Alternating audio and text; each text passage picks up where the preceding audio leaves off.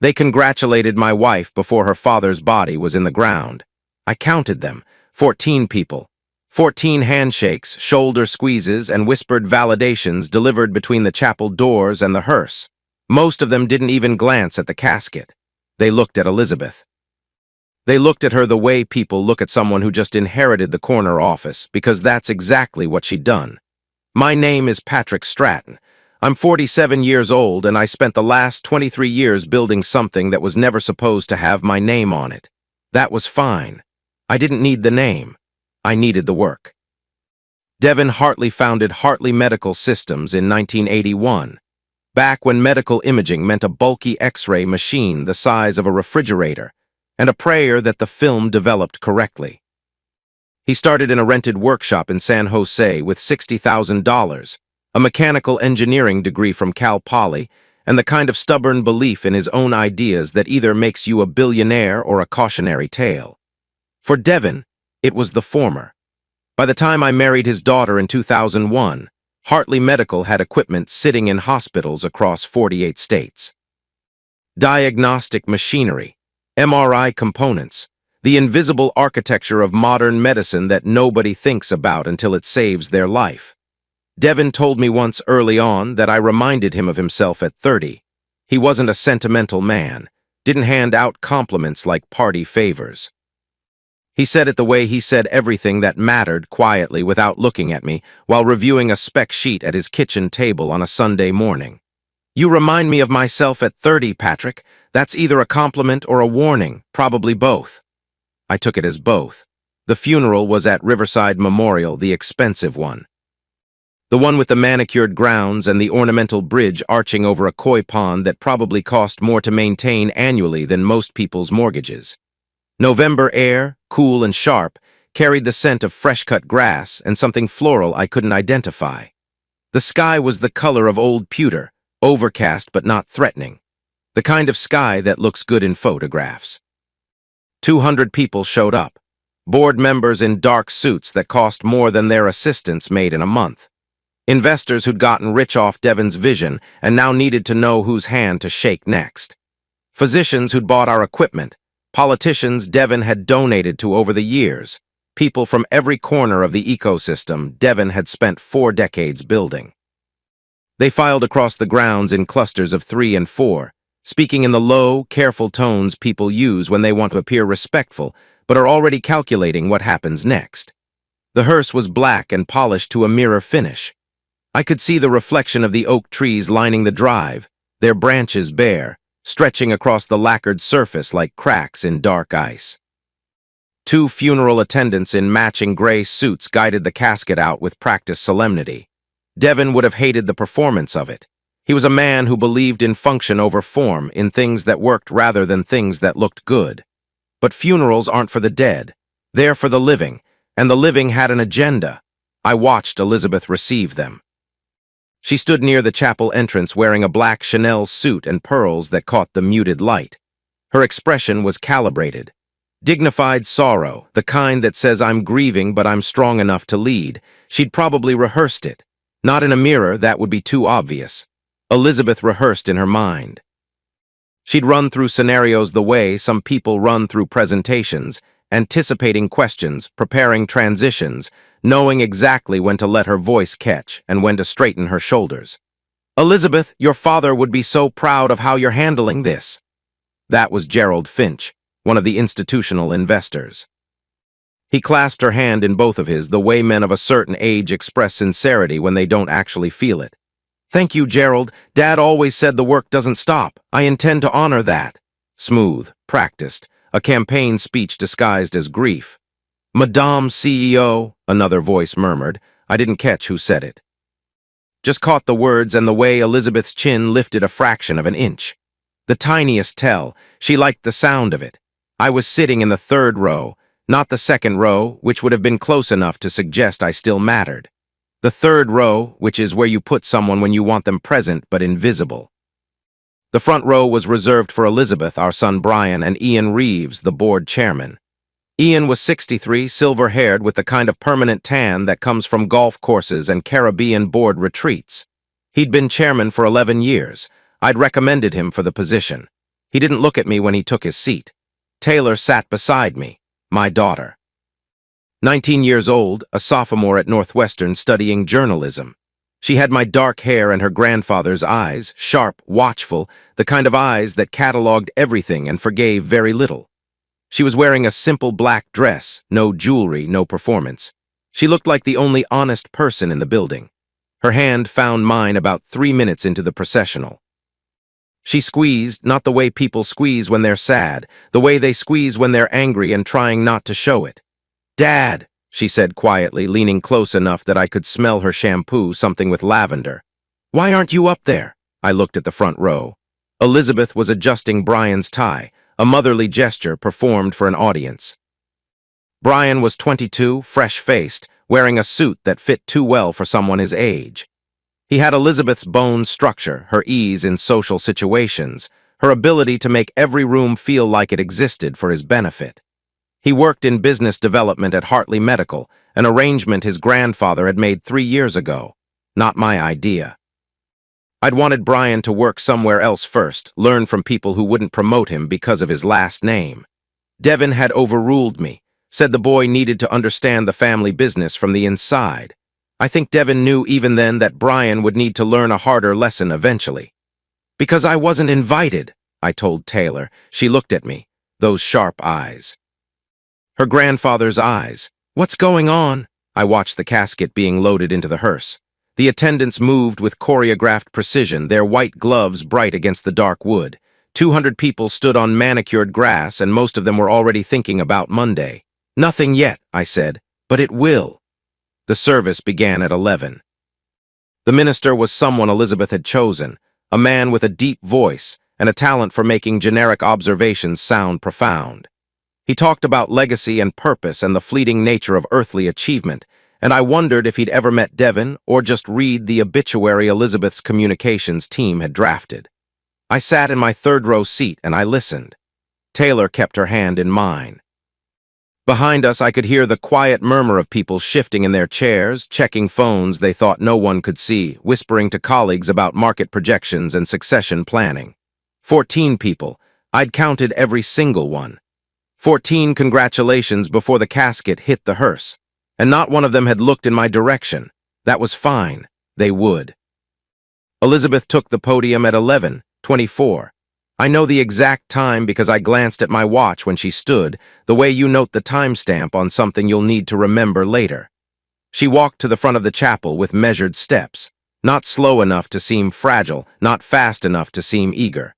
She placed a single sheet of paper on the lectern, but she barely looked at it. The speech was memorized. Elizabeth had always been good at memorization. It was comprehension where she struggled.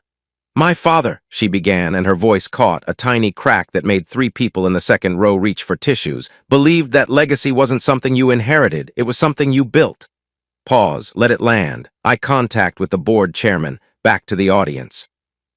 He founded Hartley Medical Systems 43 years ago with a vision that technology could save lives, not just in major cities with unlimited budgets, but in every hospital, every clinic, every community that deserved access to modern medicine. That part was true. Devin did believe that. He also believed that vision without execution was just daydreaming, and that execution required people who understood the difference between a slide presentation and a production floor. People like me, but my name didn't appear in the eulogy. She talked for 11 minutes. Legacy, vision, future. 3 words she used like load-bearing walls, propping up a speech that was architecturally impressive but structurally hollow. She talked about Devin's early years, the struggles, the breakthrough with the first FDA-approved imaging system. She talked about the company's growth, the expansion into diagnostic machinery, the partnerships with hospital networks across the country. What she didn't mention, the financial collapse of 2007 when Hartley Medical was 90 days from insolvency. The 3 competitors who went under that year, companies with better brand recognition and deeper investor pools, while we survived. The reason we survived, I'd put in $12 million. My money from a patent sale that had been my safety net, the fund Elizabeth and I had earmarked for a house. Elizabeth was pregnant with Taylor at the time. I remember sitting across from Devin in his office, the old one with the drafting table he refused to get rid of, and signing documents that converted my investment into equity. Not a loan, stock purchase. 29% with full voting rights. Then I'd spent 7 months rebuilding the company from the inside, renegotiated every supplier contract, restructured the production line so we could cut overhead by 38% without laying off a single floor worker. Flew to Munich at 2 in the morning to meet a component manufacturer because the time difference meant that was the only window, and if we lost that supplier, we lost our entire imaging division. Devin called it magic. I called it math. We survived. The company survived. And Elizabeth, who had been running the marketing department, which mostly meant approving ad campaigns other people created and attending gallery openings with potential clients, took credit for supporting the family business. None of that made it into the eulogy. Just legacy, vision, future. I sat there, and I cataloged every omission like a man reviewing a contract for hidden clauses. Not because I needed recognition. I'd made peace with invisibility years ago, but because the omissions told me something important about what was coming. When Elizabeth finished, the chapel erupted in the kind of applause that's technically inappropriate at a funeral, but happens anyway when the speech sounds more like a keynote than a remembrance. She returned to her seat in the front row. Brian put his arm around her. Ian Reeves leaned over and said something I couldn't hear, but Elizabeth's response was a small, controlled nod. The nod of someone receiving confirmation, not comfort. After the graveside service, after they lowered Devin into the ground with words about dust and eternity that meant nothing to a man who'd spent his life building things that lasted, people formed a receiving line. This is the part of funerals that reveals everything. The casket is theater. The receiving line is politics. Elizabeth stood at the center, accepting condolences like she was accepting an inheritance, which I suppose she believed she was. Her posture was perfect. Her handshake was the right balance of firm and gentle. She made eye contact with each person for exactly the right duration, not so brief as to seem dismissive, not so long as to seem desperate. She was performing the role of grieving daughter turned capable leader, and the audience was buying every frame. Brian stood next to her, the beautiful son. He shook hands with the same board members who'd sat in meetings where I'd presented quarterly projections, renegotiated supplier terms, and solved technical problems they didn't understand well enough to appreciate. He shook their hands and they smiled at him, and I realized they'd already forgotten who'd done the actual work. That's the thing about work. Real work. It's invisible by design. The production line doesn't care who redesigned it. The hospital doesn't know whose name is on the patent that made their imaging system affordable. The pension fund doesn't announce who fought to keep it funded during a recession. The work just exists, quietly keeping everything from falling apart, and the people who do it become furniture. I stood near the koi pond, watching the orange and white shapes drift beneath the surface. The bridge cast a shadow across the water. A few people approached me, mostly long-time employees who remembered the early days. Frank Geller, who'd been on the production floor since 1996, gripped my hand and said, "This ain't right, Patrick. The old man wouldn't want this." I told him I appreciated that. Near the chapel entrance, half hidden by the crowd, I noticed Preston Hale, Elizabeth's attorney. Sharp suit, sharper jaw, the kind of man who looked like he'd been designed in a lab specifically to deliver bad news with confidence. He was talking to Ian Reeves, not the casual small talk of acquaintances at a funeral. This was a working conversation. Hale had a folder tucked under his arm. Ian was nodding. Elizabeth had been preparing this transition for months, probably longer. While Devin was in the hospital, while the cancer was eating through him, while I was sitting beside his bed reading him production reports because he couldn't hold the pages anymore, Elizabeth had been in rooms like this one, having conversations like that one, building alliances with the very people Devin had trusted to protect what he'd built. Taylor appeared beside me. She'd been watching too. "What's going on?" she asked again. "Nothing yet," I said, "but it will." She studied my face. 19 years old, and she could read a room better than her brother ever would. That was my stubbornness in her, the refusal to accept the surface of things, the compulsion to dig until you hit something solid. She got that from me, or maybe from Devin. The two of us were more alike than most people realized. "Dad," she said, "whatever it is, I'm with you." I put my arm around her shoulder. We stood together by the koi pond while 200 people filed past, shaking Elizabeth's hand, congratulating a woman whose father wasn't cold yet. And I thought about a conversation I'd had with Devin 3 years ago in his study when the diagnosis was still fresh and the fear was still manageable. "She'll try to erase you," Devin had said. He was sitting in his leather chair, the one with the cracked armrest he refused to have reupholstered, bourbon in hand, eyes clear despite the medication. "When I'm gone, she'll try to erase everything you've done. She's been moving that direction for years. I see it." "Then why not stop her?" I'd asked. He'd taken a slow sip.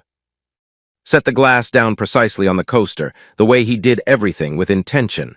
"Because some lessons can't be taught. They have to be experienced. And the lesson she needs to learn is what happens when you erase the wrong man." At the time, I thought it was the bourbon talking. Now, standing at his funeral, watching his daughter accept a crown she hadn't earned, I understood. Devin hadn't been lamenting. He'd been planning. The koi drifted in slow circles beneath us, oblivious to everything happening above the surface. Taylor squeezed my hand one more time, then let go. "Let's go home, Dad." "Yeah," I said. "Let's go home." The drive from Riverside Memorial to our house in Atherton takes 42 minutes if you avoid the 101 during afternoon traffic. I took the back route through Woodside, past the horse ranches and the redwood-lined roads that always made the Bay Area feel like somewhere calmer than it actually was. Taylor had driven separately, headed back to catch an evening flight to Chicago. She'd texted me from the parking lot, "Call me tonight. I need to know you're okay." I was okay. I wasn't sure I'd stay that way, but right now in this car on this road, with the eucalyptus trees filtering the gray November light into something almost silver, I was okay. I drove and I did what I'd been avoiding for months. I thought about my marriage. I met Elizabeth through Devin. That's the version we told people at dinner parties, and it was technically true. The fuller version was that Devin had invited me to a company retreat in Napa Valley in the spring of 2000. I was 23, a systems engineer with a freshly minted Stanford degree and a consulting contract with Hartley Medical that I'd landed through a professor's recommendation. The retreat was the kind of event where people played golf they didn't enjoy and drank wine they pretended to understand, all for the privilege of being in the same room as Devin Hartley. Elizabeth was 24. She just finished an MBA at Wharton, not because she needed the credential, but because it was the expected trajectory for a Hartley. She was smart in the way that attractive, well-funded people are smart. She knew how to analyze a case study, navigate a cocktail party, and make you feel like the most interesting person in the room. All at the same time. That last part was the dangerous skill. I fell for it. Of course I did. I was 23, and she was beautiful, and she laughed at my terrible jokes about circuit boards. And she told me, on the second night of the retreat, standing on a balcony overlooking rows of dormant grapevines, that she admired people who understood how things actually worked. "Most people in this industry," she'd said, swirling a glass of Cabernet she hadn't really been drinking, "they understand money or they understand people. You understand machines, how things are built. That's rare." I remember thinking she was the most perceptive person I'd ever met. Years later, I realized she'd been scouting. She needed someone who could build things because she couldn't. And she was smart enough to know it. We married in 2001. Small ceremony, 70 people, held in the garden of the Atherton house Devin had bought us as a wedding gift. Elizabeth wore a dress that cost $18,000.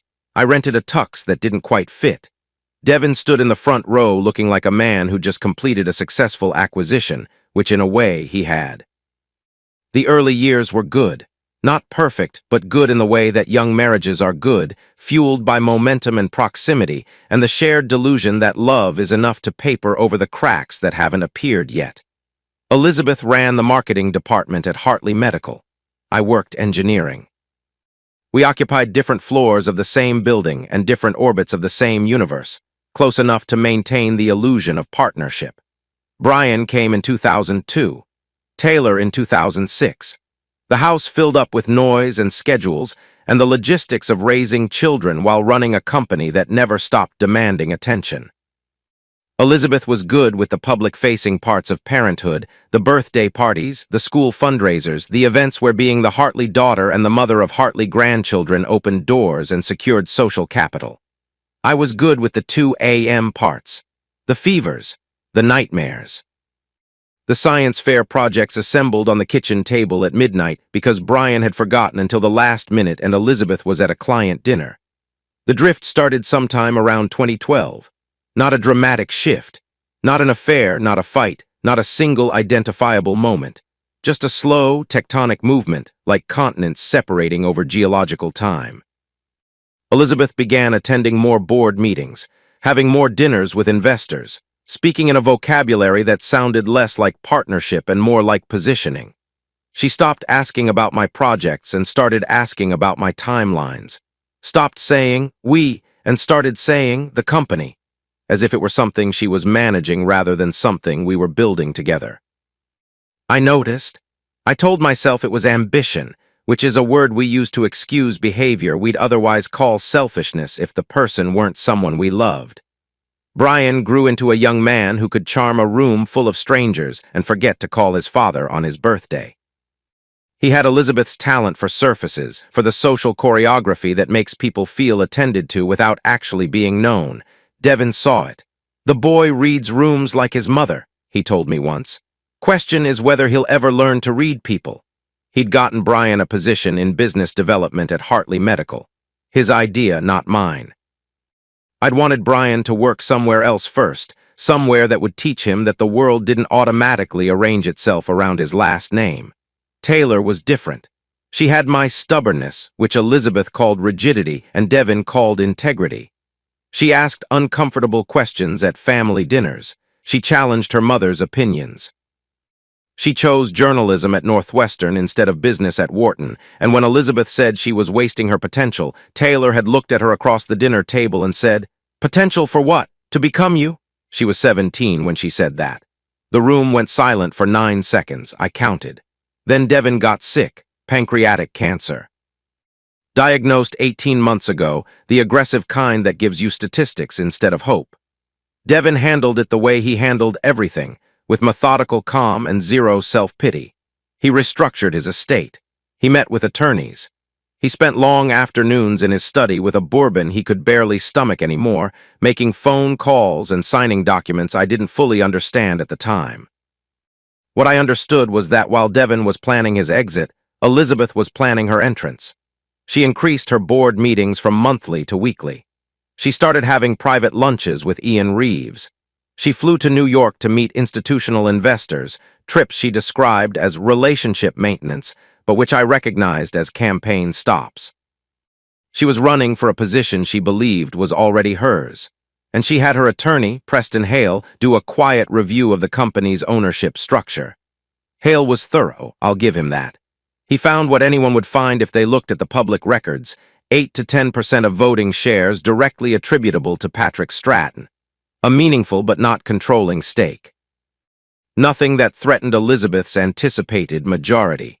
What Hale didn't find, what nobody could find unless they knew exactly where to look, was everything else. Devin had handled the ownership architecture personally, never through Hartley Medical's internal legal department. Never through any attorney Elizabeth had access to.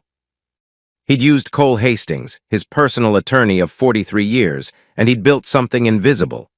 Trust structures, custodial accounts, silent partnerships, each one holding a modest piece of Hartley Medical, each one below the threshold that would trigger public disclosure.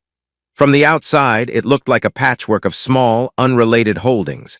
From the inside, it was a fortress. And I was standing in the middle of it. I didn't know all the details yet. Devin had told me the broad strokes, enough to understand that if Elizabeth ever tried to erase me, there were mechanisms in place. Insurance, he'd called it. Not against failure, he'd said during one of our last conversations in his study. Against my daughter becoming someone I don't recognize. The house was quiet when I pulled into the driveway. 6,000 square feet in Atherton, backing up to the nature preserve. We'd hosted dozens of company dinners here. Devin had sat in the den every Thanksgiving, drinking bourbon and telling stories about the early days, the days when success meant shipping 5 units in a month instead of 500. The house had felt like something then. A home, a gathering place, a continuation of something Devon had started and we were all carrying forward together. Now it just felt large. Elizabeth's Mercedes wasn't in the driveway. She was still at the reception or the after-reception or whatever social continuation the funeral had morphed into. The flowers in the foyer were fresh, the kind she only bought for special occasions. I set my keys on the kitchen counter and stood in the silence. The refrigerator hummed. The grandfather clock in the hallway ticked. The house breathed around me, full of objects and memories and the accumulating evidence that the life I'd built here was being disassembled, piece by piece, by someone I'd shared a bed with for 23 years. I walked to the den. Sat in the armchair Devon had always claimed during Thanksgiving. Closed my eyes. The house was quiet. But quiet, I was learning, is not the same as empty. Sometimes quiet is what happens before the machinery engages. The first thing they took was my password. Monday morning, 4 days after the funeral. I sat at my home office desk at 6:15, coffee going cold beside the keyboard, and typed my credentials into the Hartley Medical remote portal the way I'd done every morning for 15 years. Invalid password. I tried again. Invalid. Reset request sent. Standard IT protocol, probably just a system update during the transition period. That's what I told myself while the coffee got colder and the screen kept blinking the same red text. By noon, the reset had gone through, but my access to the financial databases was gone. Not locked. Revoked. The system didn't say access denied the way it does when there's a technical issue. It said credentials not recognized, which is what happens when someone has manually removed your permissions. There's a difference. One is a glitch, the other is a decision. I noted the time, 12:07 p.m. Monday. Tuesday was subtler. 3 meeting invitations I'd sent the previous week, routine operations reviews I'd been chairing for 6 years, were canceled and rescheduled without notification. I found out because Carol Pratt from R&D called to ask if I was joining the 2 p.m. session. "It got moved to conference room B," she said. "Didn't you get the update?" I hadn't. My name had been removed from the distribution list. Not bumped down, removed. 2 email chains I'd started the week before Richard's death, one about Q4 supplier negotiations, one about a production bottleneck in the diagnostic assembly line, continued without me. People I'd been CC'd on for years simply stopped including me, not all at once, one by one. Like someone pulling threads from a sweater, slow enough that you don't notice until the whole thing unravels. Wednesday morning, I drove to Hartley Medical Headquarters in Foster City the way I'd driven there for 23 years. Same route, same exit, same turn into the parking structure. My key card worked at the main entrance. The barrier arm lifted, the familiar beep confirmed my credentials, and for a moment the system still knew who I was. The executive floor was different. I pressed my badge against the 5th floor reader and the light blinked red, not the amber flash of a slow connection. Red, denied. I pressed again. Red, Janet Kowalski, the security supervisor, appeared from behind the reception station. She'd worked at Hartley Medical since 1998. I'd helped her daughter get a summer internship in the engineering department 3 years ago. Her face was the color of someone delivering news they wished they didn't have. "Mr. Stratton," she said, "I'm sorry, but your executive credentials are under review. It says it's temporary, just during the transition." "Transition to what?" I asked. She wouldn't meet my eyes. "I don't have details, sir, but I can escort you upstairs if you need." I didn't need an escort in my own building, but I took it. Janet walked me to the elevator, swiped her card, pressed 5. The ride up was silent except for the mechanical hum of cables and counterweights, the sound of a system that worked because someone had designed it to work, and nobody thought about that person until it stopped. When the doors opened, I saw my office. The one I'd occupied since 2004, with the window overlooking the courtyard where Devon used to eat lunch on Thursdays. The door was open. 2 people were inside, boxing up files. One was Derek something from HR, a kid who'd been hired 6 months ago, fresh out of a state school with a business administration degree, and the nervous energy of someone who knows they're doing something questionable, but has been told it's procedure. The other was Melissa, Elizabeth's assistant, a woman in her mid-30s who'd learned to survive corporate politics by perfecting the art of following orders without appearing to have opinions about them. "Mr. Stratton," Derek said, straightening up from a filing cabinet drawer. His voice cracked on the second syllable. "We're just consolidating some duplicate files for the transition." I looked at the boxes, manila folders, color-coded tabs I'd organized myself, supplier contracts from 2007 to 2012, the ones I'd personally renegotiated during the crisis, patent applications I'd filed, research notes in my handwriting. "Those aren't duplicates," I said quietly. "Those are originals." Melissa stepped forward. Her expression was the professional blank of someone executing a task she'd been told not to question. "Mrs. Stratton requested all executive materials be centralized." "Mrs. Stratton, not Elizabeth, not your wife, Mrs. Stratton." The formal distance of that title told me everything the memo hadn't. I walked to my desk, picked up a framed photograph, Taylor's high school graduation 4 years ago. She was wearing her blue gown, holding her diploma, smiling at something I'd said. Sunlight caught the edges of the frame. I put it in my briefcase. "You can have the rest," I said. I didn't say it with anger. Anger would have been a waste. I said it the way you say things when you've already made your calculations and the numbers add up to patience.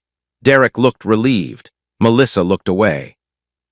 Thursday, they moved my parking spot. 15 years in the same space. Third row, spot 47, near the south entrance, close enough that I could be at my desk in 4 minutes from ignition off. When I pulled in that morning, a Honda Civic occupied the space. New sign on the concrete pillar, reserved VSDRATTON. Victoria Stratton, Elizabeth's middle name. She'd used her full initial, not even her first name. As if Elizabeth was already too familiar for the plaque. As if she was branding the space. My new assignment was on the 5th level of the parking garage. The level where the fluorescent lights flickered like a dying pulse and the elevator had been out of service since August. A sign taped to the elevator doors read, "Temporarily unavailable, use SDAIRS." The tape was yellowed. August was 3 months ago. I parked, walked down 5 flights, didn't complain. Complaints are what people do when they want someone to fix a problem. I didn't want anyone to fix anything. I wanted Elizabeth to keep going. Every petty demotion, every revoked credential, every calculated humiliation was another brick in the wall she was building around herself. She thought she was boxing me out. She was boxing herself in. Devin had explained the mechanism to me 3 years ago, sitting in his study with the bourbon he was pretending to enjoy. The marital equity clause, buried in the trust documents Cole Hastings had drafted, contained a specific trigger. Not divorce, not death. Corporate action materially detrimental to a protected shareholder's family interests. Every password revocation, every meeting removal, every parking reassignment was another data point. But the real trigger, the one that would activate the final transfer, hadn't happened yet. Elizabeth needed to fire me. That was the key. Not marginalize me, not demote me, not nudge me toward voluntary resignation. She needed to sit across a boardroom table and formally terminate the man her father had spent 16 years protecting. And when she did, 17% of Hartley Medical's voting shares would transfer automatically from a dormant, holding entity into my name. The 45% I already controlled would become 62. Devin had designed it so that the only person who could give me the company was the person trying to take it away. That was either the most elegant piece of estate planning in California legal history or the most devastating act of fatherly disappointment ever committed to paper. Probably both. Friday morning, my badge credentials disappeared entirely from the security system. "I'm sorry, Mr. Stratton," the guard said. Different guy. Younger. Hired recently enough that he didn't know my face. "You'll need to sign in as a visitor." He slid a clipboard across the desk. Visitor sign-in, name, company, purpose of visit, time in. I wrote my name on the line, Patrick Stratton. Under company, I wrote Hartley Medical Systems.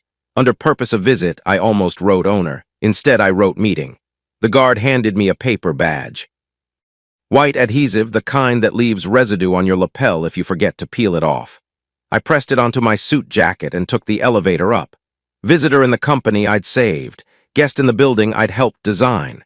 Temporary in the organization I'd spent 23 years making permanent. That evening I sat in my study at home. The house was still. Elizabeth was at a dinner with board members, solidifying alliances she thought she needed for what was coming Monday. I could hear her planning from 3 miles away, the coordinated phone calls, the carefully worded emails, the positioning of Ian Reeves as the sympathetic face of an uncomfortable but necessary decision. She'd fire me Monday. I was certain of it. She'd do it in front of the board because Elizabeth believed in audiences. She needed witnesses to validate her authority. She needed the ritual of it, the formal declaration that the old order had passed and the new one was here, wearing Chanel and speaking in bullet points about strategic realignment.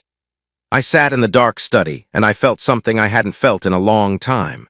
Not anger. Not sadness, clarity. The kind of clarity that comes when you've been watching a chess game for years and you finally see the board from above, every piece visible, every possible move mapped. Elizabeth thought she was playing against me. She was playing against her father, and Devin Hartley never lost a game he'd had time to set up. My phone buzzed, text from Taylor, "Dad, something feels wrong." Mom's been on the phone all evening. Brian was over for dinner and they kicked me out of the dining room. "What's happening?" I typed back, "Nothing you need to worry about yet. Get some sleep. I love you. 3 dots. Then I love you too. But I'm not sleeping until you tell me what's going on." I smiled, my daughter, stubborn as the day is long. "Soon," I wrote. "I promise. Trust me." Her reply was immediate always. I set the phone down, leaned back in my chair. The study was dark except for the desk lamp casting a warm cone of light across Devin's old leather portfolio, the one he'd given me last Christmas. Worn smooth at the corners, gold initials faded to bronze. Inside were documents I hadn't looked at yet, documents Devin had told me to keep sealed until the right moment. The right moment was coming. Monday, a boardroom, my wife's practiced smile and the board's rehearsed sympathy. A termination they thought would be the end of something. It would be, just not the ending they expected. I turned off the lamp, sat in the darkness. Listened to the house settle around me, the small sounds of a structure bearing weight, adjusting, holding. Monday would come, and after Monday, everything changes. The suit was hanging in the back of the closet where I'd left it 2 years ago. Charcoal Tom Ford, single-breasted, peak lapels. Elizabeth had bought it for our 20th anniversary. We'd had dinner at Quint's in San Francisco, 7 courses I barely tasted because she'd spent most of the evening on her phone, texting someone she said was a client but never named. The suit had been her gift. Expensive, impersonal, the kind of thing you buy for someone when you've stopped knowing what they actually want. I put it on Monday morning at 7:15. Buttoned the jacket, adjusted the cuffs. The fabric still fit perfectly. Italian tailoring doesn't care about the passage of time or the deterioration of marriages. It just holds its shape. I looked at myself in the bathroom mirror, 47 years old, gray at the temples, lines around the eyes that hadn't been there 5 years ago, but the eyes themselves were steady, clear. The eyes of a man who'd had a full week to be angry and had chosen instead to be precise. Today was the day, I was certain of it. Elizabeth had spent the entire previous week dismantling my presence at Hartley Medical with the systematic efficiency of someone following a checklist. Password, database, meetings, key card, parking, badge. Each one a rung removed from the ladder, each one designed to make the final step feel inevitable rather than cruel. She'd learned that from her MBA courses. Change management. Frame the termination as the natural conclusion of a process rather than an act of aggression. Make it feel like physics, not politics. The problem with physics is that it works both ways. I drove to Foster City. Parked on the 5th level, where the fluorescent lights still flickered and the elevator was still broken. Walked down 5 flights. Signed the visitor clipboard for the 5th consecutive day. The young guard didn't even look up anymore. I was just another name on a page, another temporary person passing through a building that had stopped recognizing me. The elevator ride to 5 was quiet. My reflection stared back at me from the polished doors, the charcoal suit, the visitor badge, the calm expression of a man attending his own execution with the quiet confidence of someone who'd already read the autopsy report. The boardroom was visible through the glass walls as I stepped onto the executive floor. 9 board members seated around the mahogany table. Coffee cups, tablets, the scattered paperwork of people performing due diligence. Ian Reeves sat at the far end, silver hair catching the overhead lights. Lauren Vaughn had her reading glasses on, studying something in a folder she kept angling away from the person beside her. The head of R&D, a man named Hargrove I'd personally mentored for 6 years, was tapping his pen against his tablet in a nervous rhythm he probably didn't know he had. Elizabeth sat at the head of the table. My seat. The one I'd occupied during board meetings since 2009, the position Devon had given me because he said the person who understood the company's guts should be the one facing the room. She wore navy, professional but not funereal. Her hair was pulled back in the style she reserved for moments when she wanted to look serious rather than approachable. Power aesthetic. Every detail calculated. Brian sat to her right, 22 years old in a suit that fit like it had been tailored yesterday because it probably had. Elizabeth had positioned him there deliberately, the dutiful son flanking the new CEO, a visual argument for family unity and generational continuity. He wasn't a board member, had no voting authority, no formal role in whatever decision they were about to pretend was democratic. He was a prop. A handsome, well-dressed prop designed to make this look like a family decision rather than what it actually was. A coup. The chair opposite Elizabeth, the one facing the door where I would enter, was empty, waiting. The rest of the table was full. My old chair, the one at the head, was occupied. The one they'd left for me was at the end, closest to the exit. Subtle. The architecture of an invitation to leave. At 9:03, Melissa opened the boardroom door. "Mr. Stratton," she said, neutral tone, practiced. "They're ready for you." I walked in. Nobody stood. Nobody extended a hand. 9 faces turned toward me with expressions ranging from discomfort to studied indifference. Ian Reeves gestured to the empty chair. "James, please sit," he caught himself. "Patrick." "Sorry, please sit." The slip was telling. He'd been rehearsing this with Elizabeth and had gotten confused between the script and the reality.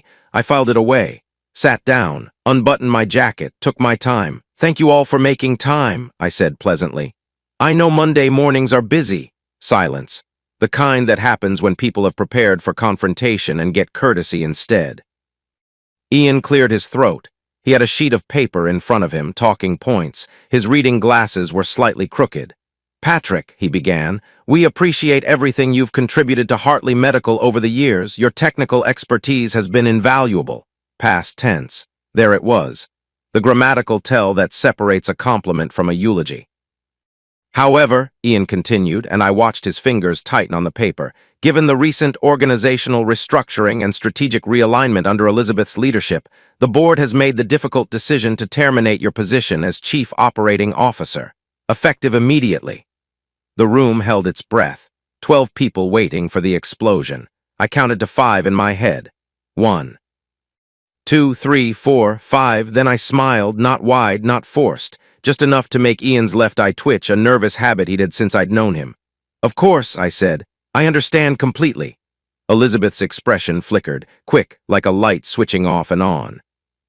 She'd been watching me the way a chess player watches the board after a decisive move, scanning for the counter, the trap, the hidden piece she'd missed. My calm unsettled her. She'd prepared for anger, mapped out responses to threats, to pleading, to emotional appeals about loyalty and years of service. She had not prepared for agreement. "Your severance package is quite generous," Lauren Vaughn said quickly, sliding a folder across the table like it might bite her if she held it too long. 6 months' salary, continued health benefits for a year, and full vesting of your retirement account. I didn't touch the folder. "That's very thoughtful. We'll need your building access credentials and any company property returned by end of business today," Ian added. "Absolutely. I'll have everything to security by noon." Brian shifted in his seat. I could feel his discomfort from across the table. He was staring at his tablet, but his eyes weren't moving. He wasn't reading. He was trying not to look at me.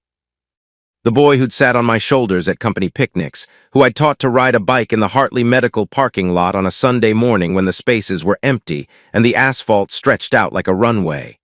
That boy was sitting 3 chairs from his mother, wearing a prop suit, pretending this was normal. Good. He should be uncomfortable. Discomfort is how conscience announces itself. "Is there anything you'd like to say?" Elizabeth asked. Her voice was controlled, CEO voice.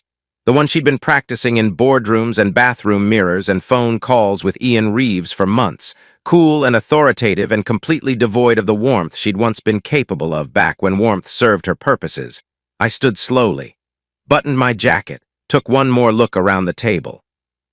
Lauren staring at her folder, Hargrove studying his tablet, Ian adjusting his crooked glasses, Brian frozen, Elizabeth watching me with those sharp, calculating eyes that used to look different, that used to look at me like I was someone she'd chosen rather than someone she was discarding. "Just one thing," I said. Everyone leaned forward, slightly, involuntarily. The way people do when they sense the shoe is about to drop. "Thank you for the opportunity," I said. "It's been educational." I walked out, didn't slam the door, didn't look back. Didn't give them the satisfaction of a scene or the comfort of an outburst that would have validated their decision. Just walked to the elevator, pressed the button, and waited for the doors to open while 9 board members and one soon-to-be ex-wife sat in that glass room trying to figure out why the man they just fired looked like he'd won something. The elevator descended. My reflection smiled back at me from the polished doors. Not a victory smile. Not yet. Just the quiet satisfaction of a mechanism engaging, of gears turning exactly as they were designed to turn. My phone buzzed before I reached the lobby. Text from Taylor. "Dad, Brandon just texted me. Said they fired you. Are you okay?" I typed back. "Fine, Monday will be interesting." She responded immediately. "What happens Monday?" I thought about that for a moment. About Devin in his study.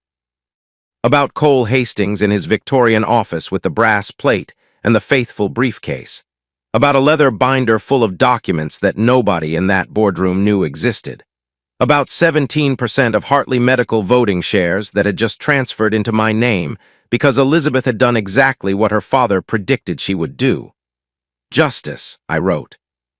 "But first I need to pack my office. 3 dots. Then give them hell, Dad." The elevator doors opened. I stepped into the lobby. Alyssa Brennan looked up from the reception desk, her eyes already red. I winked at her. Walked past the artificial plants and the corporate art and the framed mission statement Devin had written in 1981 on a napkin at a diner in San Jose, the one about building things that matter. I was about to build something that mattered. But first, there was an office to clean out and a wife to outlast. And unlike Elizabeth, I had all the time in the world.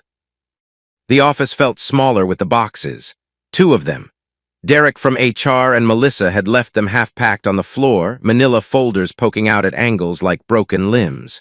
They'd vanished the moment I walked in, mumbling something about giving me privacy, which was corporate code for "please don't make this harder than it already is." The door was open. Down the hall, I could hear the muffled hum of the boardroom dispersing, chairs scraping, voices carefully modulated to avoid carrying. I stood in the center of the room I'd occupied for 20 years and inventoried what was mine. Not much. That was the thing about building something inside someone else's structure. You pour yourself into it. 23 years of late nights and early mornings and flights to Munich at 2 in the morning. And when they strip it away, the only evidence you were ever there fits in a single cardboard box. The titanium paperweight sat on the corner of the desk. A polished piece from our first successful prototype, the Mr. 7 imaging system that had gotten Hartley Medical its initial FDA approval. Devin had given it to me in 2005, after we'd landed the first major hospital contract. He'd stood right here, in this office, holding this piece of metal that was too heavy for a paperweight and too sentimental for a man who claimed he wasn't sentimental. "Keep it on your desk," he'd said, "so you remember what the beginning felt like." I put it in my briefcase. Taylor's graduation photo was already in there from the day they'd started boxing my files. My Stanford diploma was on the wall, but that belonged to me, not the company. I took it down, wrapped it in my jacket, and laid it in the box. The MIT certificate next to it. 2 frames. 2 degrees, 23 years compressed into a box I could carry with one hand. Everything else was Hartley Medical's. The computer, the files, the production schedules pinned to the corkboard, the whiteboard covered in my handwriting, diagrams of a supply chain optimization I'd been developing for the last quarter. Elizabeth would probably erase it by lunch. Or photograph it first and present it as her own work at the next board meeting. Either way, it was no longer my problem. I checked the desk drawers. Empty except for a box of paper clips and a business card from a supplier in Stuttgart I'd been meaning to call. The safe. I looked at it. Built into the wall behind a panel that looked like part of the wood grain unless you knew exactly where to press. Biometric lock keyed to my thumbprint. Devin had installed it personally in 2012, on a Saturday when the building was empty, with a locksmith he'd driven in from Sacramento because he didn't want anyone local. I pressed my thumb to the reader. Green light. The door clicked open. Empty. I'd moved the contents months ago, the day after Devin told me what the safe was really for. The documents were with Cole Hastings now, locked in a fireproof vault in Palo Alto. The safe was just a shell. But Elizabeth didn't know that. I closed it, left it locked, let her wonder. By 11:47 I was done. I left my access badge centered on the desk like a period at the end of a sentence. Company laptop beside it. Parking pass on top. 3 objects laid out with the precision of a man who understood that how you leave a room matters as much as how you enter it. I picked up my box. 1 box, walked out. Alyssa Brennan was standing by the reception desk when I reached the lobby. She'd been crying. Not the performative kind, the quiet kind, where you keep working and hope nobody notices the redness around your eyes. Mr. Stratton, her voice cracked on my name. This isn't right. It's exactly right, Alyssa, I told her. Trust me. She stared at me, trying to read something in my expression that would explain why a man who'd just been fired was walking out of the building like he'd just been promoted. I didn't explain. Explanations were for Monday. Today was for patience. The drive home took 38 minutes. I took the scenic route again, through Woodside, past the horse ranches. The November sky had cleared. Thin sunlight filtered through the redwoods, casting shadows that moved across the road like hands reaching and retreating. I drove with the window down. The air smelled like eucalyptus and damp earth, and the particular sharpness of late autumn in Northern California, the season when everything looks clean because everything is dying. The house was empty when I arrived. Elizabeth's Mercedes wasn't in the driveway, but her presence was everywhere. Fresh flowers in the foyer, white roses and something pale blue I didn't know the name of, arranged in the crystal vase she kept on the entry table. She only bought flowers for special occasions, birthdays, promotions, days when she wanted the house to match her mood. Today the mood was celebration and the flowers were her announcement. On the bar cart in the living room, a bottle of Macallan 25, half empty, Devin's favorite scotch, the one he'd kept in his study for occasions he deemed worthy, never for casual drinking, never for show. Elizabeth had found it among his things and brought it home after the funeral. She'd been drinking it, toasting her victory with her dead father's whiskey. I set my box by the stairs and walked through the house. 6,000 square feet of evidence. Our wedding photo still hung in the hallway, the one from the garden ceremony in 2001. Elizabeth in a dress that cost more than some people's cars. Me in a rented tux, both of us smiling at something that no longer existed. She was in the den. My leather armchair, the one I'd found at an estate sale in Menlo Park in 2008, dark brown, wide enough to read in comfortably, worn at the armrests in a way that made it feel like it had history even before I owned it. Elizabeth had always said it was too masculine for the room, too bulky, didn't match the decor. In 17 years, she had never once sat in it. She was sitting in it now. Crystal tumbler in her right hand, 2 fingers of the Macallan. Her shoes were off, stocking feet tucked beneath her the way she used to sit when we were young and still liked each other. She looked comfortable. She looked settled. She looked like a woman who had rearranged the furniture and was enjoying the new layout. "This is better for both of us," Elizabeth said without looking up. She swirled the scotch gently. The amber liquid caught the lamplight. "You'll be happier outside the corporate structure. You were never really management material." I set my box down, leaned against the doorframe, watched her. "Is that right? You're brilliant technically," she continued. Her voice had the measured cadence of someone delivering a prepared statement. "But you lack vision. Strategy, the ability to see beyond the next production cycle and think about where the company needs to be in 10 years.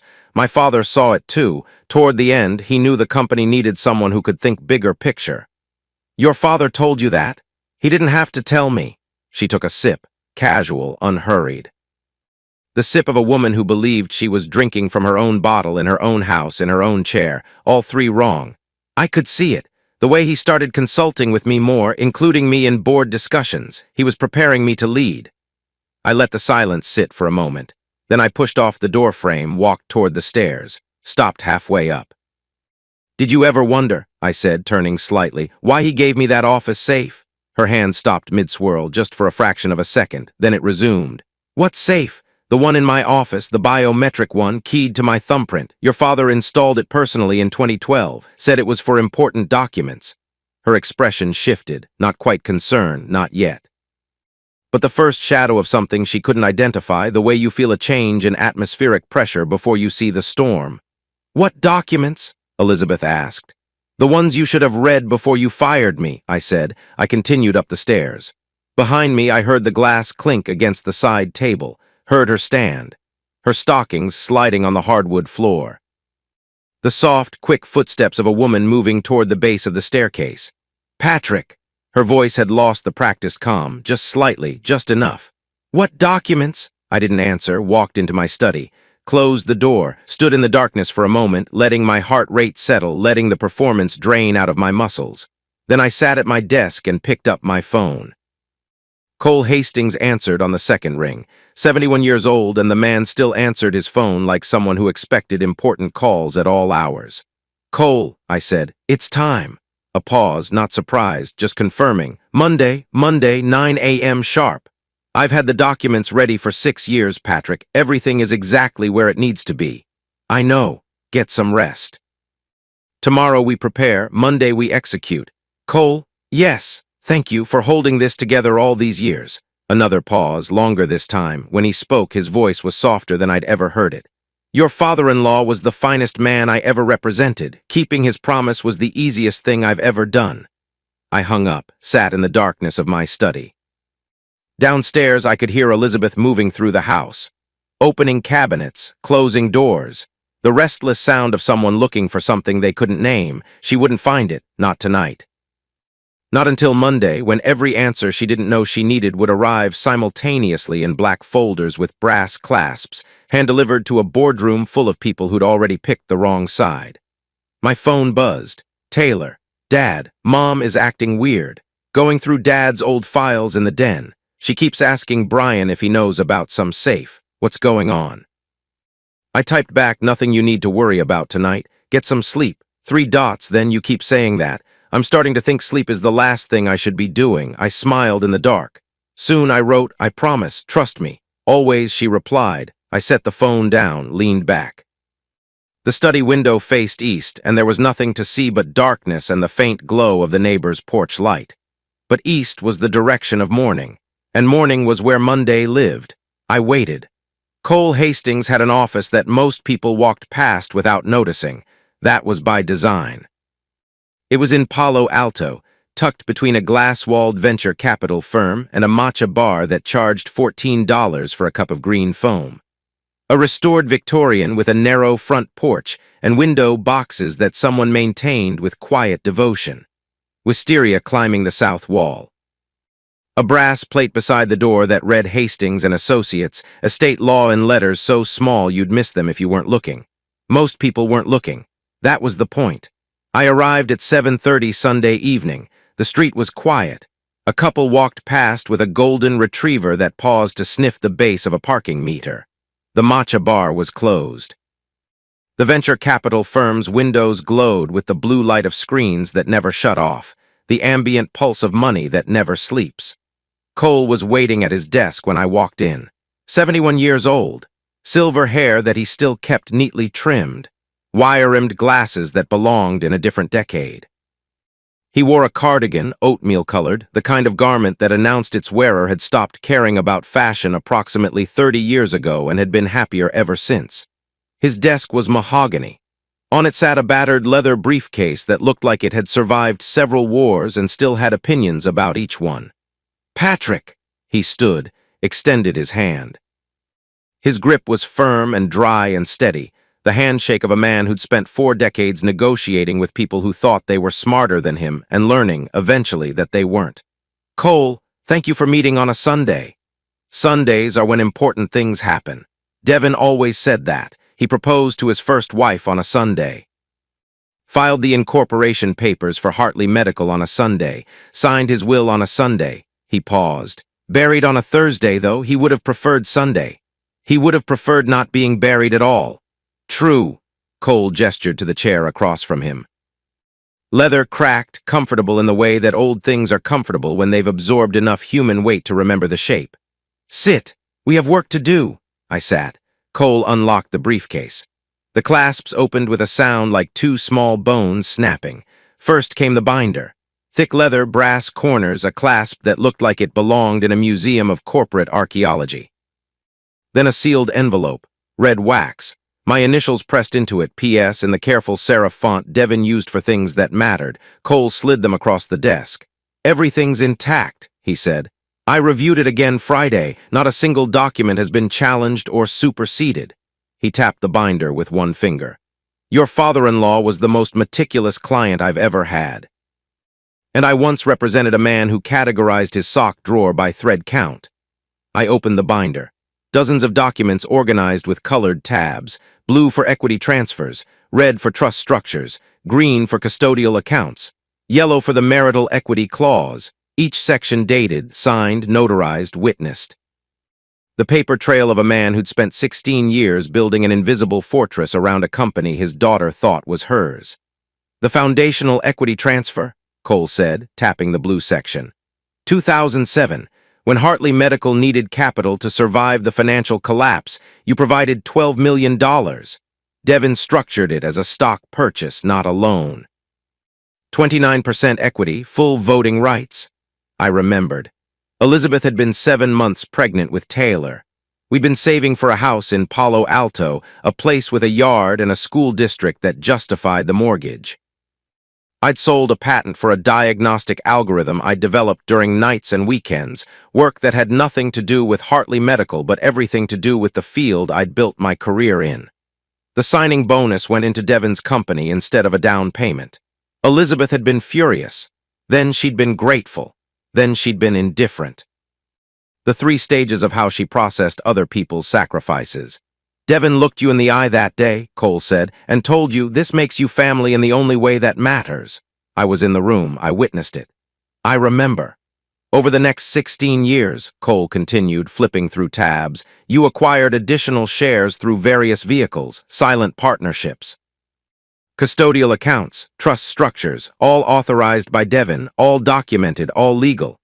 He pulled out a spreadsheet, slid it across. Numbers in neat columns, dates, percentages, entity names, 7 separate holding structures, each one below 5%, each one invisible on its own. This is the architecture, Cole said. He leaned forward, and his wire-rimmed glasses caught the desk lamp, turning the lenses into small, bright circles.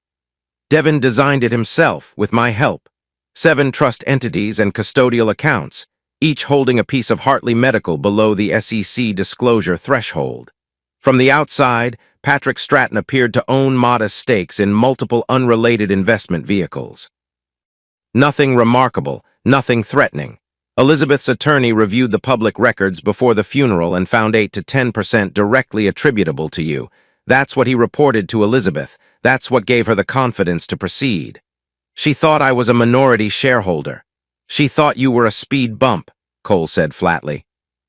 What she didn't know, what nobody knew except Devin, myself, and the trustee at Wells Fargo who manages the holding accounts, was that when you aggregate all 7 entities, the total comes to a very different number. He paused, let it hang. Cole had a lawyer's instinct for dramatic timing, which is to say he'd learned it from Devin, who had an engineer's instinct for letting things speak for themselves. How much? I asked. I already knew. But some numbers need to be spoken out loud in the room where they'll be deployed. 62%, Cole said. You control 62% of Hartley Medical Systems' voting shares. The room went quiet. The antique clock on Cole's shelf ticked in a steady rhythm. Outside, a car passed on the street. The golden retriever couple probably heading home. Normal life happening 20 feet from the documents that would end a marriage and restructure a corporation. She doesn't know, I said. Nobody knows, not until we file the consolidated ownership statement tomorrow morning. This will be the first time all 7 entities appear in a single document. Wells Fargo Trust Services prepared the aggregation report last week.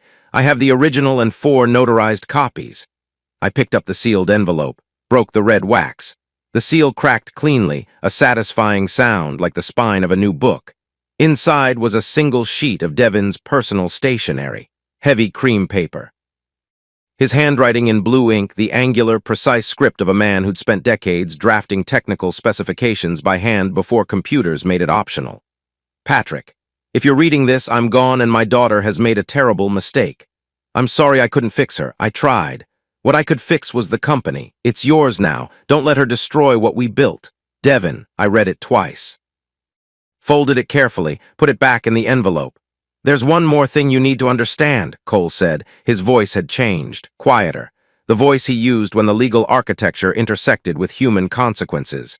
The marital equity clause. He opened the yellow-tabbed section. A single document, 8 pages, dense with legal language but built on a simple premise. When you married Elizabeth in 2001, Devin established a spousal protection trust. The clause stipulated that if the marriage ended, or if there was proven corporate malfeasance affecting family interests, certain shares would automatically transfer to the wronged party. Cole looked at me over his glasses. When Elizabeth terminated you on Monday, she constituted corporate action materially detrimental to a protected shareholder's interests. That's the trigger language, word for word. Which means the final trust transfer executed automatically. 17% of voting shares moved from a dormant holding entity into your name the moment the board approved your termination.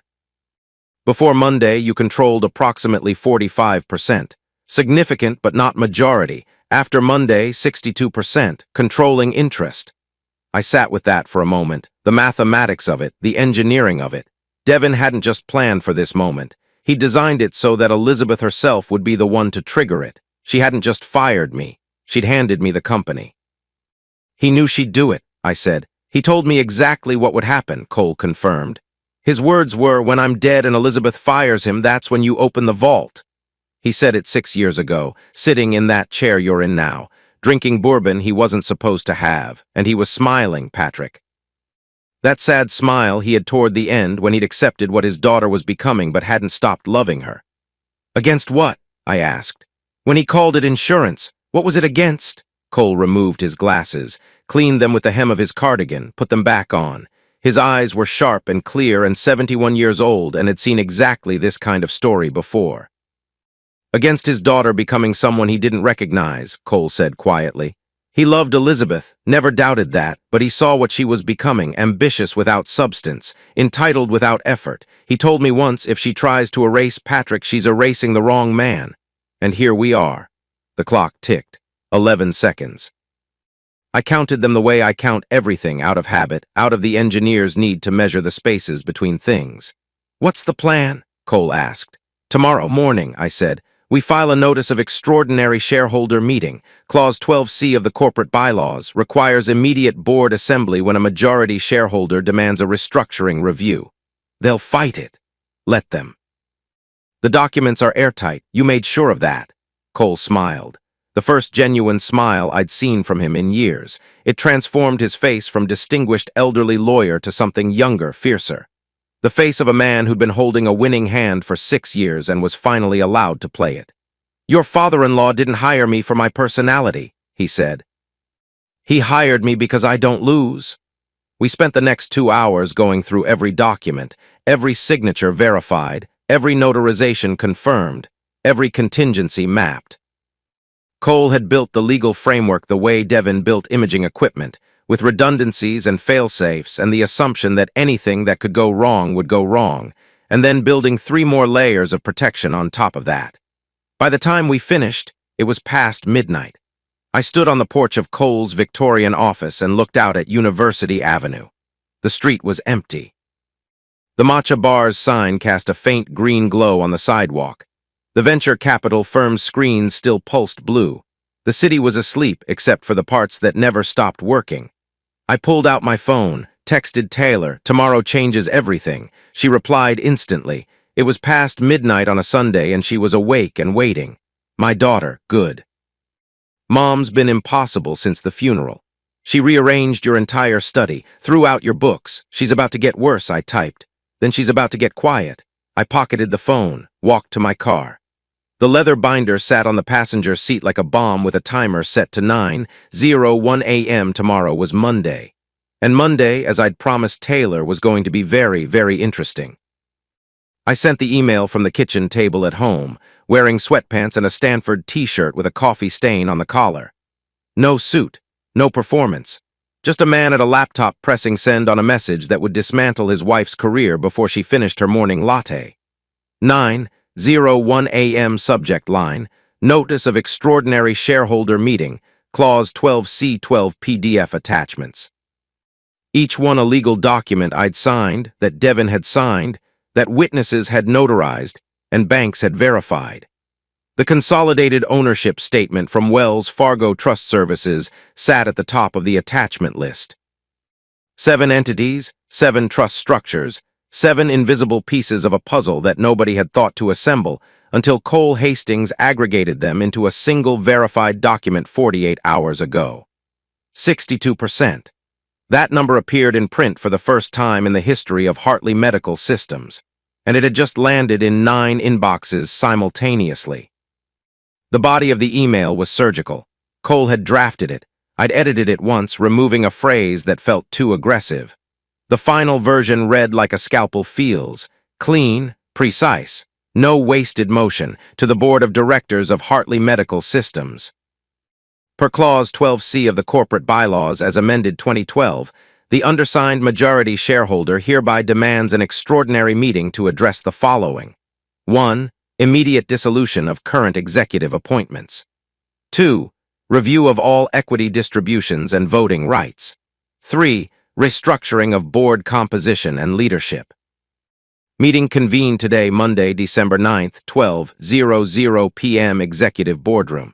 Attendance is mandatory per shareholder rights. Regards, Patrick Stratton, majority shareholder, Hartley Medical Systems. I closed the laptop, took a sip of coffee. It was lukewarm. I drank it anyway. Then the phone calls started. 907.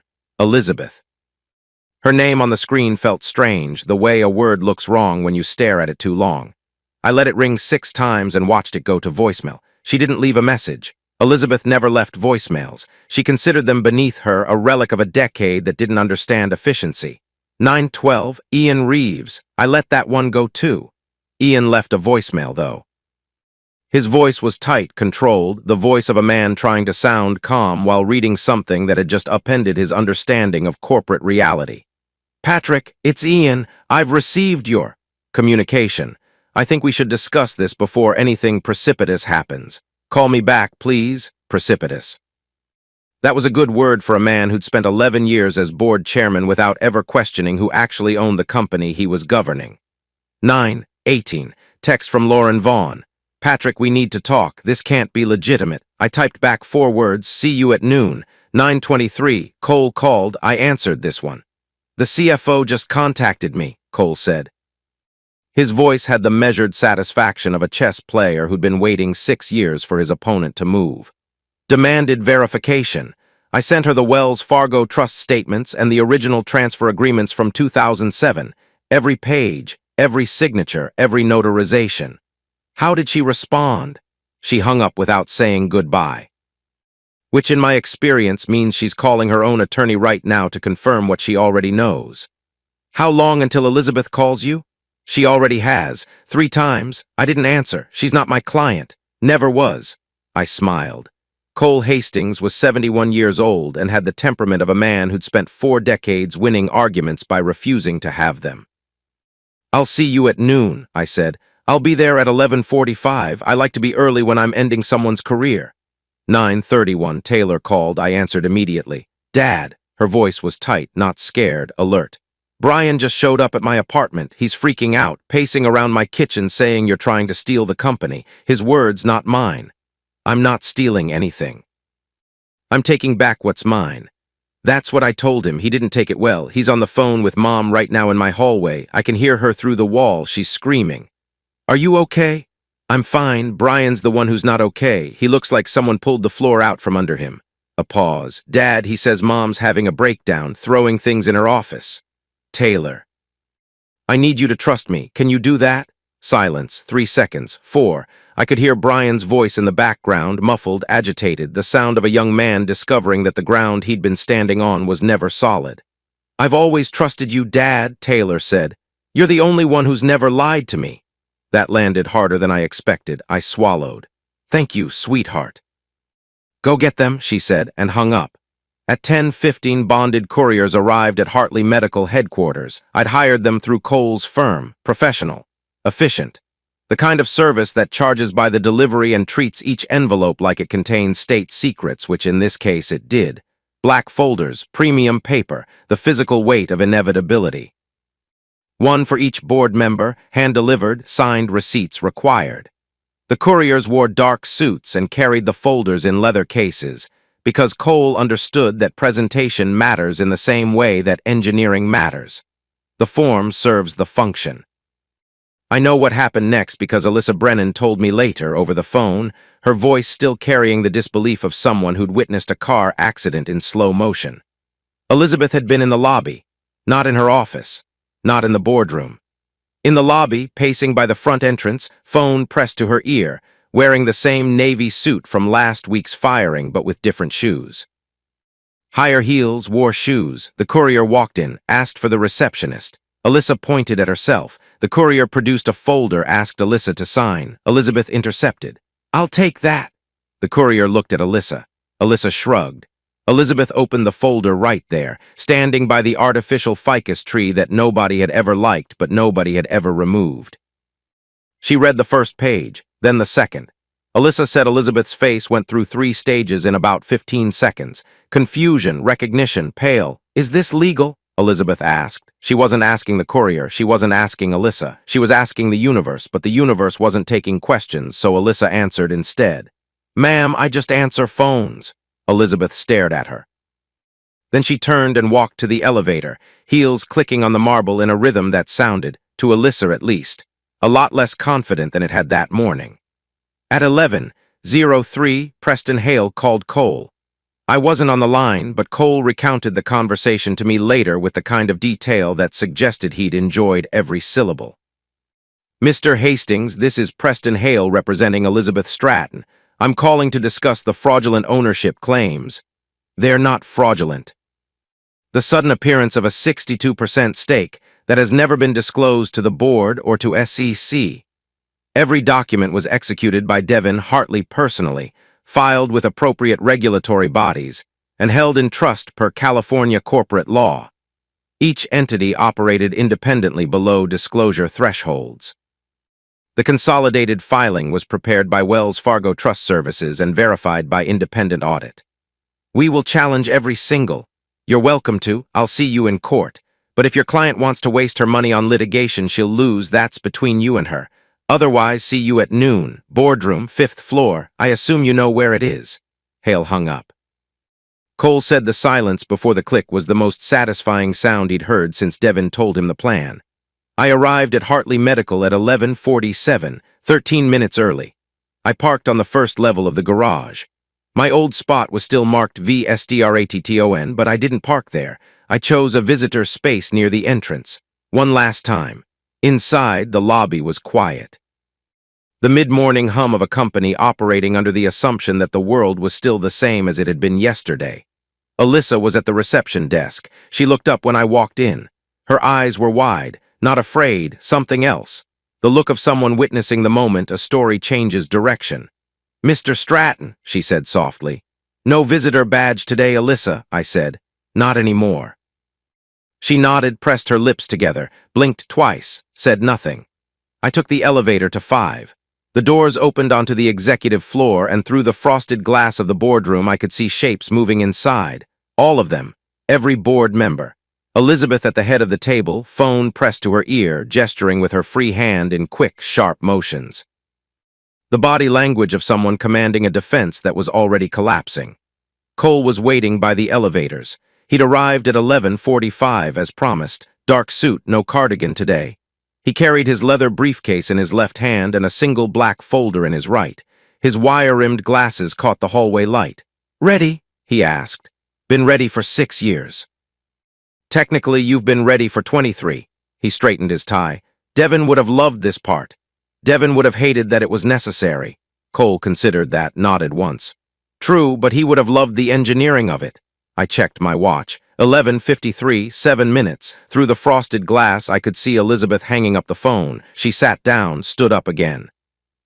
Sat down, the restless motion of someone who'd run out of moves and hadn't accepted it yet. Noon was coming, and with it the answer to the question Elizabeth should have asked before she fired me. Who actually owns this company? At exactly 12 o'clock, I opened the boardroom doors. The room went quiet the way a theater goes quiet when the lights drop. Not gradually, all at once. 12 people. 9 board members, Elizabeth, Preston Hale standing behind her chair like a bodyguard, and Cole Hastings, who'd slipped in through the side entrance 30 seconds ahead of me. And 1 empty chair. At the head of the table where Elizabeth was standing, gripping the back of her seat with both hands. She'd been mid-sentence when I walked in. Her mouth was still open. Her phone was face down on the table, screen dark. "This meeting violates every corporate governance protocol," Elizabeth said. Her voice was sharp, controlled, CEO voice at maximum wattage. "I'm still the acting CEO. No vote can proceed without proper notice and board approval." She was looking at Ian Reeves when she said it, waiting for backup. Ian was studying the documents in front of him like a man searching for an exit in a burning building. "If I may." The voice came from the far end of the table. Kayla Vickers, 67 years old. Silver hair pulled back tight enough to stretch the skin at her temples, reading glasses on a chain around her neck. She'd administered the Hartley Family Trust for 14 years and had the emotional range of a filing cabinet. She didn't look up from the documents spread in front of her. Didn't need to. "He holds controlling interest," Kayla said, flat, factual, the way someone reads a temperature or confirms a blood type. "Per Clause 12C, this meeting is valid." "That's impossible," Elizabeth said. "The ownership structure is a matter of public. Public record shows individual trust holdings, each below disclosure thresholds," Kayla interrupted. She still hadn't looked up.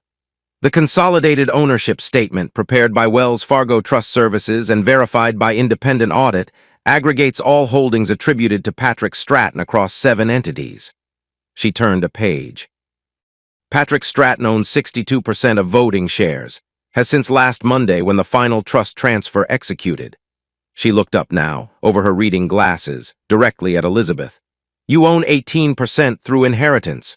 Your son Brian owns 6%, gifted by his grandfather. Your daughter Taylor owns 7%. The remaining 7% is distributed among non-voting preferred shareholders." Brian was sitting 2 chairs from Elizabeth. He'd been writing on his tablet when I walked in.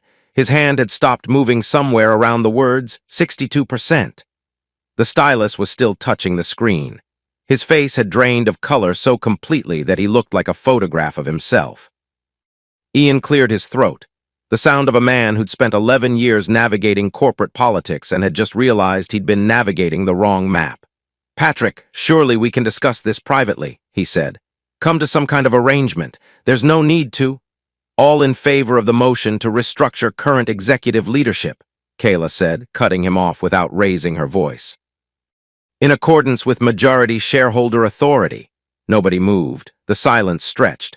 I could hear the HVAC system pushing air through the ceiling vents. The distant sound of a phone ringing somewhere on the floor below.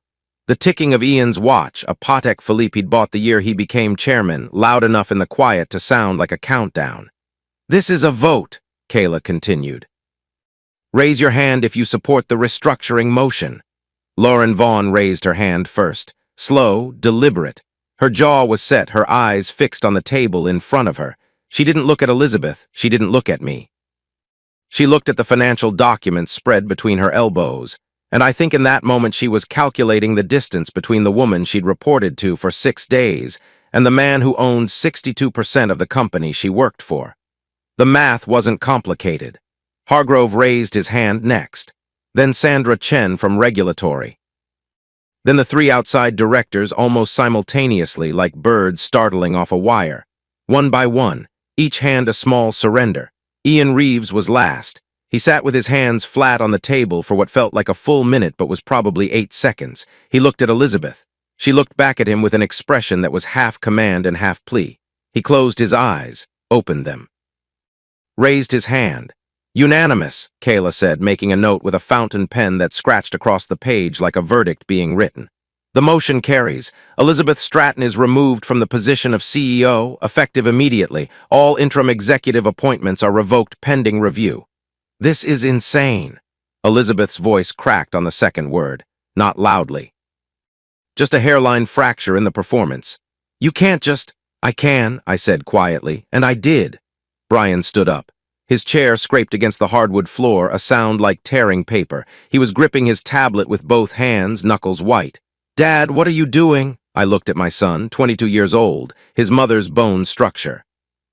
His grandfather's eyes, though he didn't know it yet. Wearing a suit that cost more than his first car, standing in a boardroom he hadn't earned his way into, asking a question he should have asked himself a long time ago. What your grandfather wanted me to do, I said. What I should have done years ago. You don't even work here anymore, Elizabeth said. The desperation was audible now, leaking through the cracks in her composure like water through a dam. They fired you. The board voted. You accepted the severance. I never stopped working here, I said. I just stopped pretending you were in charge. Preston Hale leaned down and whispered something in Elizabeth's ear. She shook her head. He whispered again. She pushed his hand off the back of her chair.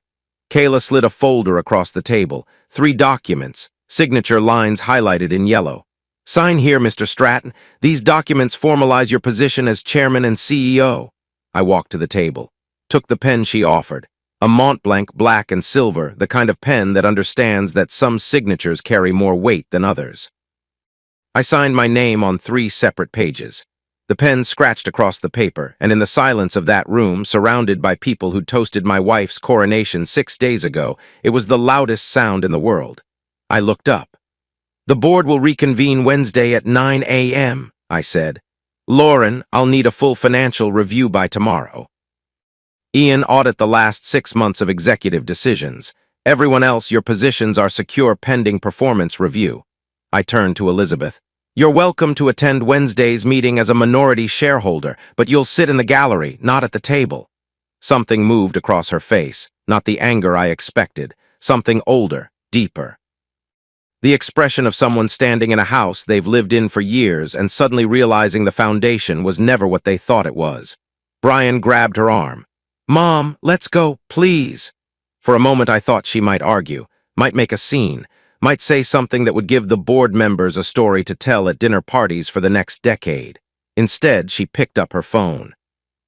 Picked up her portfolio, straightened her jacket with both hands, pulling the fabric taut, smoothing imaginary wrinkles.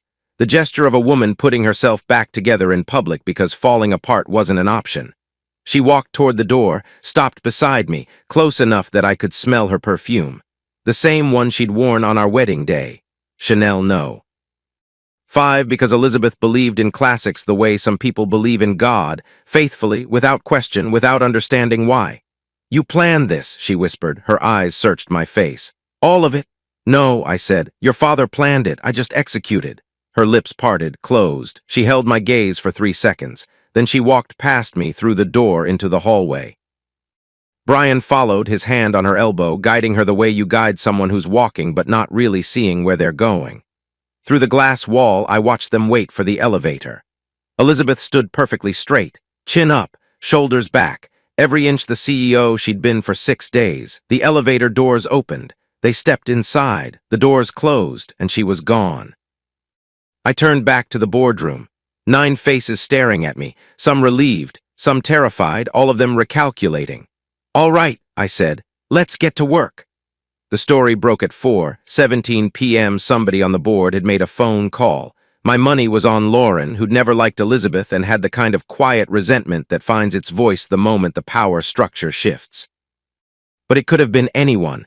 9 people in a room, and at least 6 of them had reporters in their contacts. The San Francisco Chronicle ran it first. Online edition, business section, the kind of article that starts with facts and ends with implications. Hartley Medical CEO ousted in shareholder coup. Founder's son-in-law takes control. The reporter had gotten the basics right. Emergency board meeting. 62% ownership stake. Unanimous vote. Elizabeth removed. What made the article viral was the timeline, fired on Monday, took the company back the following Monday. 7 days from terminated employee to majority shareholder.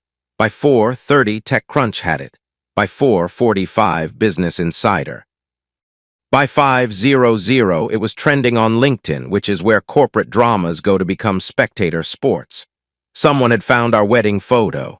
Elizabeth in that dress, me in the rented tux. The caption underneath was the kind of clever cruelty the internet specializes in. Guess who really married into money? But the thing that made it truly viral, the thing that turned a business story into a cultural moment, was the audio. Someone had recorded my firing. A phone under the table, probably, angled toward the center of the room where the acoustics were best. The quality was rough but clear enough. Elizabeth's voice, cool and corporate. "We're terminating your position effective immediately." Then mine, calm, almost amused. "Of course, I understand completely." A pause. Then, "Monday will be interesting." That clip hit Twitter at 6:00 p.m. By 8:00, it had 500,000 views. Monday will be interesting became a thing. People were putting it on t-shirts, using it as a response to bad news. Turning it into the kind of internet shorthand that compresses an entire revenge narrative into 4 words. Then the internal email leaked. I don't know how the tech blogger who specialized in corporate drama got it. These things find their way out.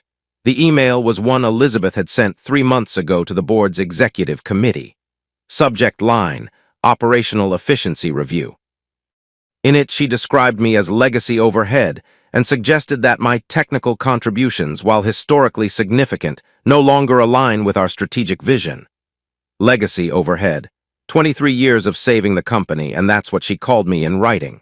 The blogger ran it with the headline, "How to Insult Your Majority Shareholder, a Case Study in Corporate Stupidity." My phone started ringing around 5:15. Former colleagues, investors, people I hadn't heard from in years who suddenly remembered my number. Most of the messages were congratulatory in the way that spectators congratulate a winner, enthusiastic but distant, the applause of people who are glad they weren't in the ring. At 5:42, Taylor called. "Dad, it's everywhere. Have you seen Twitter?" "I don't have Twitter." "Well, you're trending on it. Monday will be interesting is the #1 phrase in the United States right now. Someone made a meme with your wedding photo. Brian's losing his mind. Mom locked herself in her hotel room and won't talk to anyone.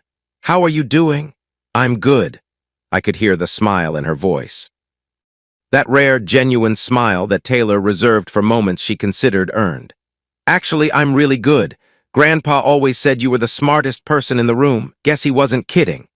"Your mother—" "Mom made her choice," Taylor interrupted. Her voice was steady. No anger, just clarity, the kind that comes from watching something for a long time and finally seeing it resolve. "I made mine. I'm proud of you, Dad." I stood in the kitchen of the Atherton house, holding the phone, and felt something tighten in my chest that had nothing to do with the company or the board or the 62%. My daughter was proud of me. That was worth more than every share certificate in Cole's briefcase. "There's something you should know," Taylor said.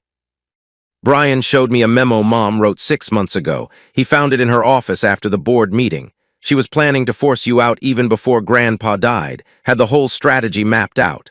I'd suspected. Knowing was different. "Where did Brian get it?" "He went back to the office after the vote. I think he was looking for something that would make sense of what just happened. Instead, he found a document that made it worse." "Is he okay?" "No, but I think that's the point. He's starting to see what she is. That takes time." At 8:47, my phone rang. Unknown number. I almost didn't answer. "Mr. Stratton, this is Jennifer Marsh from 60 Minutes. We'd love to talk to you about doing a segment on corporate governance and family business dynamics. Would you be interested?" "Not at this time, but thank you." "If you change your mind—" "I won't," I said, and hung up. The house was quiet when I finally stopped answering the phone. Elizabeth's car was gone, had been gone since before I got home. I'd walked through the front door at 6:30 and known immediately that something had shifted. Her coat was missing from the hall closet. The jewelry box on her dresser gone. Half the clothes missing from the walk-in. Toiletries cleared from the bathroom counter, leaving clean rectangles in the dust where bottles had stood. A note on the kitchen counter. Her handwriting, sharp and angular, pressed so hard into the paper that I could feel the letters from the back. "This isn't over." I crumpled it, dropped it in the trash. It landed on top of an empty Macallan bottle. Taylor texted at 9:15. Mom's at the Four Seasons. Brian's with her. I'm staying at Sarah's tonight. Are you okay? I'm fine, I wrote. Get some rest. Tomorrow's going to be busy. I walked through the house. 6,000 square feet of space that had been slowly emptying for years, long before Elizabeth packed her bags. The silence wasn't new. It was just honest now. I sat in my armchair. The leather one? The one Elizabeth had never sat in until 6 days ago when she'd used it as a throne. It was just a chair again. I closed my eyes. Tomorrow was Tuesday. Wednesday was the board meeting. The real work was starting, not the drama, not the headlines, not the memes or the trending hashtags or the 60 minutes calls. The actual work. Audits and contracts and pension funds and the 300 employees who didn't care about ownership stakes but cared very much about whether their retirement was safe. Devin's voice, somewhere in my memory. The work is the only thing that matters. Everything else is noise. I opened my eyes. The house was dark. The silence was mine. I'd earned it. Tuesday morning began with Preston Hale. Cole forwarded me the cease and desist at 7:14 a.m. subject line. Formal demand, retraction of fraudulent claims and restoration of corporate leadership. The letter was 4 pages long, dense with legal language and boiled down to 3 demands. Retract the ownership claims, restore Elizabeth to the CEO position, and issue a public apology to the board. Cole's reply was 1 sentence long. He CC'd me. See you in court, counselor. Bring documentation. By 8:30, Hale had filed an emergency injunction with the Santa Clara County Superior Court. The motion sought to freeze all corporate decisions made since Monday's board meeting, pending a full review of the ownership claims. It was a Hail Mary, the legal equivalent of pulling the fire alarm when you're losing the argument, but it was aggressive enough to require a response. Cole called me at 9:15. Hale filed for an injunction, he said, requesting an emergency hearing. How worried should I be? On a scale of 1 to 10, -3. The filing is based on the premise that the trust transfers were fraudulent or unauthorized, which means Hale needs to prove that Devin Hartley, who signed every document personally and had them notarized by 3 separate witnesses over a 16-year period, was somehow incompetent or coerced. Devin was the sharpest person I've ever known, which is exactly what I'll tell the judge. Along with the fact that Wells Fargo's trust department has verified every transaction, and the independent audit firm I hired last week has confirmed the chain of custody on all 7 entities. A pause, papers shuffling. Patrick, she's fighting with emotion. I fight with paper. Paper wins. What's the timeline? Judge Morno has the case. She's efficient. I expect a ruling by end of day. I spent the morning at the Atherton house working from my study. The house felt different with Elizabeth gone. Not emptier, clearer. Like a room after someone opens a window and you realize how stale the air had been. I could hear birds outside, the mechanical hum of the pool filter. Normal sounds that had been drowned out by the constant low-frequency tension of a marriage running on fumes. I went through emails. The inbox was a flood, board members wanting guidance, department heads requesting meetings, investors seeking reassurance, the machinery of a company trying to figure out who was driving. I answered each one with the same message. Wednesday's board meeting will address all operational questions. In the meantime, business continues as normal. Around 11:00, I put the laptop down and sat in the quiet for a while. Thought about Elizabeth. Not the Elizabeth from Monday. Not the CEO in Navy who'd gripped the back of her chair while her world dissolved. The other Elizabeth. The one from the Napa balcony in 2000, swirling Cabernet she wasn't really drinking, telling me she admired people who understood how things worked. The Elizabeth who'd laughed at my engineering jokes, who'd held my hand during Taylor's difficult delivery, squeezing so hard she left marks, who'd fallen asleep on my shoulder during a red-eye from Munich, her hair smelling like hotel shampoo, both of us too tired to pretend we were anything other than 2 people holding each other up. That Elizabeth was gone, had been gone for years. But the ghost of her lingered, and I wasn't angry at the ghost. I was sad for it. Sad for the woman who'd had every advantage, every opportunity, every door opened by a father who'd loved her enough to build a company and a husband who'd loved her enough to save it, and who'd responded to all of it by becoming someone neither of them recognized. I didn't hate Elizabeth. That was the part nobody would understand. The internet wanted a villain. The board wanted a scapegoat. The narrative demanded clean lines between right and wrong, but I'd shared a bed with this woman for 23 years. I'd watched her become a mother. I'd seen her at her best, her worst, and every mundane moment in between. She wasn't a villain. She was a person who'd made a series of choices that led her further and further from the person she could have been. And by the time she noticed the distance, she'd convinced herself the new destination was the one she'd been heading toward all along. That's the thing about betrayal that the stories never get right. It doesn't feel like a knife. It feels like erosion. You don't notice the ground shifting until one day you look down and the landscape is completely different and you can't remember when it changed. My phone buzzed. "Taylor, Dad, you need to see something. Brian found a memo in Mom's office. I'm sending you a photo." The image loaded. A 2-page document on Hartley Medical letterhead. Elizabeth's handwriting in the margins. Dated 6 months ago. June, the month Devin had started his second round of chemo. The title was Executive Transition Strategy Confidential. The body outlined a step-by-step plan for removing me from the company. Phase 1, isolate from key decisions. Phase 2, redirect reporting lines. Phase 3, build board consensus for termination. Phase 4, execute during the post-succession transition period when attention would be focused on leadership change rather than personnel decisions. She'd listed the board members she needed to cultivate. Ian Reeves, check. Lauren Vaughn, check. Hargrove, check. Each name had notes beside it. Ian responds to flattery about his governance record. Lauren wants CFO title formalized, use as leverage. Hargrove will follow consensus, approach last. 6 months. While Devin was lying in a hospital bed with poison dripping into his veins, his daughter was in her office writing a strategy memo about how to fire the man who'd saved his company. While I was sitting beside Devin reading him production reports, adjusting his pillows, driving to the pharmacy at midnight for medication that didn't work, Elizabeth was having dinners with board members, making promises about the company's direction, building alliances for a coup that hadn't happened yet. I sat with the memo for a long time. Read it twice. 3 times. The handwriting was Elizabeth's. Neat, organized, the handwriting of someone who'd approached the destruction of her husband's career with the same methodical attention she brought to planning a dinner party.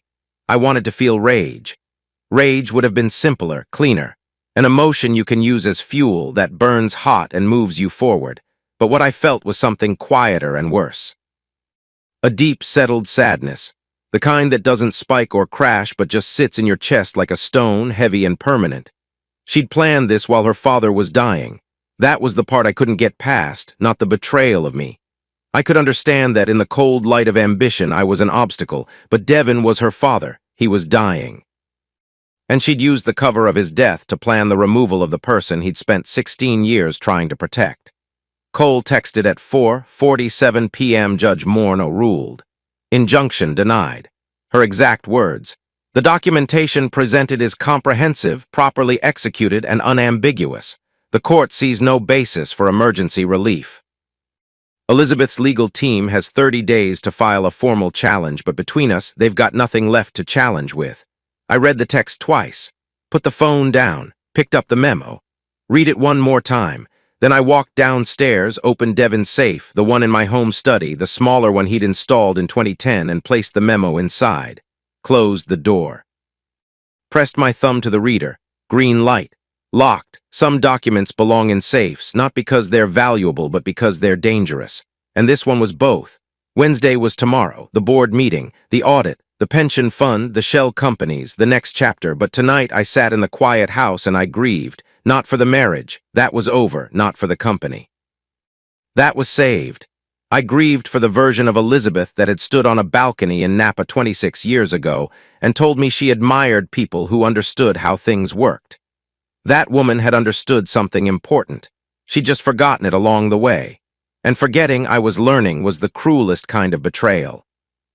Because it meant the person you lost was still in there somewhere, buried under choices they couldn't undo.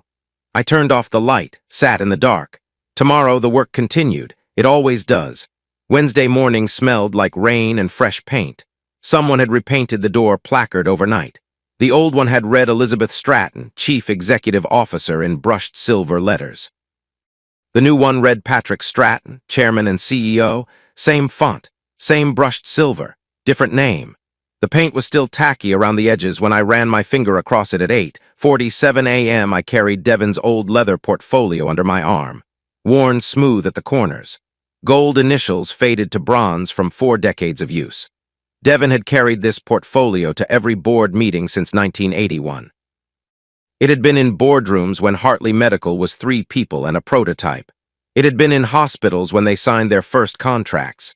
It had been in banks when the loans came due and in courtrooms when the patents were challenged. The leather smelled like old paper and decision-making. My desk now, Devon's desk before that. The mahogany surface was clean except for the titanium paperweight I'd brought from home and a single folder Lauren Vaughn had left at 7 a.m. according to the security log. She'd been early. That told me something. The board filed in at 9 sharp. Same faces as Monday minus Elizabeth minus Preston Hale minus Brian. Different energy. Monday had been a coup. Wednesday was an accounting. Ian Reeves sat in his usual spot, third from the left. He looked like he'd aged 5 years in 48 hours. His tie was slightly crooked. For Ian, that was the equivalent of showing up in pajamas. Lauren sat directly across from me. She'd pulled her hair back tighter than usual, the way women sometimes do when they're preparing for something difficult. Her reading glasses were already on. The folder in front of her was thick, too thick for good news. "Let's start with the financial review," I said, no preamble, no welcome speech. We weren't here for ceremony. Lauren opened her folder. Her hands were steady, but I noticed she'd bitten the nail on her left index finger down to the quick. Fresh, probably this morning. "During Monday's preliminary audit," she began, "I identified a series of transfers from the Employee Retirement Fund to a discretionary account labeled Executive Operational Flexibility." She slid a spreadsheet across the table. Numbers in columns, dates, dollar amounts. A paper trail that started 8 months ago and led somewhere nobody at this table wanted to go. "How much?" Ian asked. His voice was careful, the voice of a man who already knew the answer was going to be bad and was calibrating his reaction in advance. $4.2 million, Lauren said, across 11 separate transactions. The room went still, not the dramatic silence of Monday's vote, a different kind. The silence of people realizing they'd been standing on a floor with a hole in it. "Walk me through the authorization," I said. Lauren took a breath. Elizabeth presented each transfer as an authorized bridge loan, internal liquidity management. She provided written memos for each one specifying a 60-day repayment window. Standard CEO authorization channels. She paused, removed her glasses, put them back on. "I approved the transfers based on her authority and the written repayment schedules." 60 days, I said. "The first transfer was 8 months ago." "Yes. You didn't follow up when the 60 days passed?" Lauren set her pen down. When she looked at me, her expression wasn't defensive. It was tired. The exhaustion of someone who'd been replaying their own decisions for 72 hours and hadn't liked what they'd found. "No," she said. "I didn't. Elizabeth told me the repayment was being restructured, that the cash flow situation was more complex than initially projected. She asked me to be patient. I was patient. That was a failure of oversight, and I take full responsibility for it." "Did you know where the money was going?" "I knew what the memo said: operating expenses, consultant fees, infrastructure improvements." She opened another section of her folder. "What I didn't know, what I discovered Monday when you ordered the audit, was that the receiving entities don't exist." She slid another page across. Company names, registration numbers, addresses. "Shell companies," Lauren said. "Registered in Delaware, no employees, no physical offices, no operations of any kind. The money went in and was redistributed to personal accounts. I'm still tracing the final destinations, but the preliminary findings suggest that Elizabeth was stealing from the pension fund," I finished. Lauren pressed her lips together, nodded once. Ian leaned forward. "This is embezzlement. This is federal fraud," I corrected, "and every person in this room who knew about it, even peripherally, shares liability. That includes anyone who approved, facilitated, or looked the other way." The room recalibrated, 8 people suddenly reviewing their own proximity to the blast radius. "I didn't know about the shell companies," Lauren said again, not pleading. Stating, "I should have verified the receiving entities. I should have followed up on the repayment schedule. I should have questioned why a new CEO needed $4 million in bridge loans within her first months." I failed in my fiduciary duty, and I understand the consequences of that. I studied her for a moment. Lauren Vaughn was 53 years old. She'd been CFO for 7 years. Devin had hired her personally after their previous CFO retired. She was competent, methodical, and risk-averse to a fault, which is exactly what you want in a person managing other people's retirement money. The fact that Elizabeth had gotten past her spoke more to Elizabeth's skill at manipulation than to Lauren's lack of character. But there's a line between negligence and complicity, and where you stand relative to that line determines what happens next. "Lauren, you're suspended effective immediately," I said, "pending the completion of a full investigation." She nodded, already knew it was coming. "This isn't punishment," I added, "it's protocol. If the investigation confirms what you've told me today, that you were deceived rather than complicit, we'll discuss reinstatement. If it confirms something else, this conversation becomes evidence." "I understand." She closed her folder. Her movements were careful, precise, the movements of someone who'd accepted a verdict they'd been expecting. "Here's what happens next," I said, addressing the full table. "First, every dollar taken from that pension fund gets restored by end of this week. I'll cover it personally if necessary, but those 300 employees get their retirement back. Not next quarter, not pending review, this week." I let that settle. "Second, we're implementing new financial controls immediately. Every transfer over $50,000 requires dual authorization. No exceptions. No CEO overrides. If I try to move money unilaterally, the system stops me the same way it should have stopped Elizabeth." Hargrove, who'd been silent since the meeting started, spoke up. "What about the legal implications? If this goes to the SEC, Cole Hastings is conducting a full forensic audit going back 2 years. When he's finished, we'll have a complete picture. If the findings warrant it, and I believe they will, we refer the matter to the appropriate authorities. We don't bury this. We don't manage it. We report it. Even if it means—" Ian trailed off. "Even if it means my wife goes to prison," I said. "Yes." The word wife landed in the room like a dropped glass. Everyone heard it. Nobody picked it up. "One more thing," I said as people began gathering their papers. "Brian Stratton is terminated from his position in business development, effective today." Ian looked up. "Patrick, he's your son. He's a 22-year-old employee who sat in a boardroom and participated in the termination of the company's majority shareholder. He either knew what his mother was doing and went along with it, or he didn't know and went along with it anyway. The first is complicity. The second is incompetence. Neither qualifies him for continued employment at a company that just discovered its CEO was committing fraud." Nobody argued. Nobody even shifted in their seats. The room had learned over the course of 48 hours that arguing with me was like arguing with the documents in Cole's briefcase. Technically possible, practically pointless. The meeting lasted another hour. We restructured executive compensation caps, froze all consulting contracts pending review, established a whistleblower protocol that should have existed years ago. By the time we finished, the rain outside had stopped, and weak sunlight was pushing through the clouds over Foster City, turning the puddles in the parking lot into small mirrors. I sat alone in the boardroom after everyone left.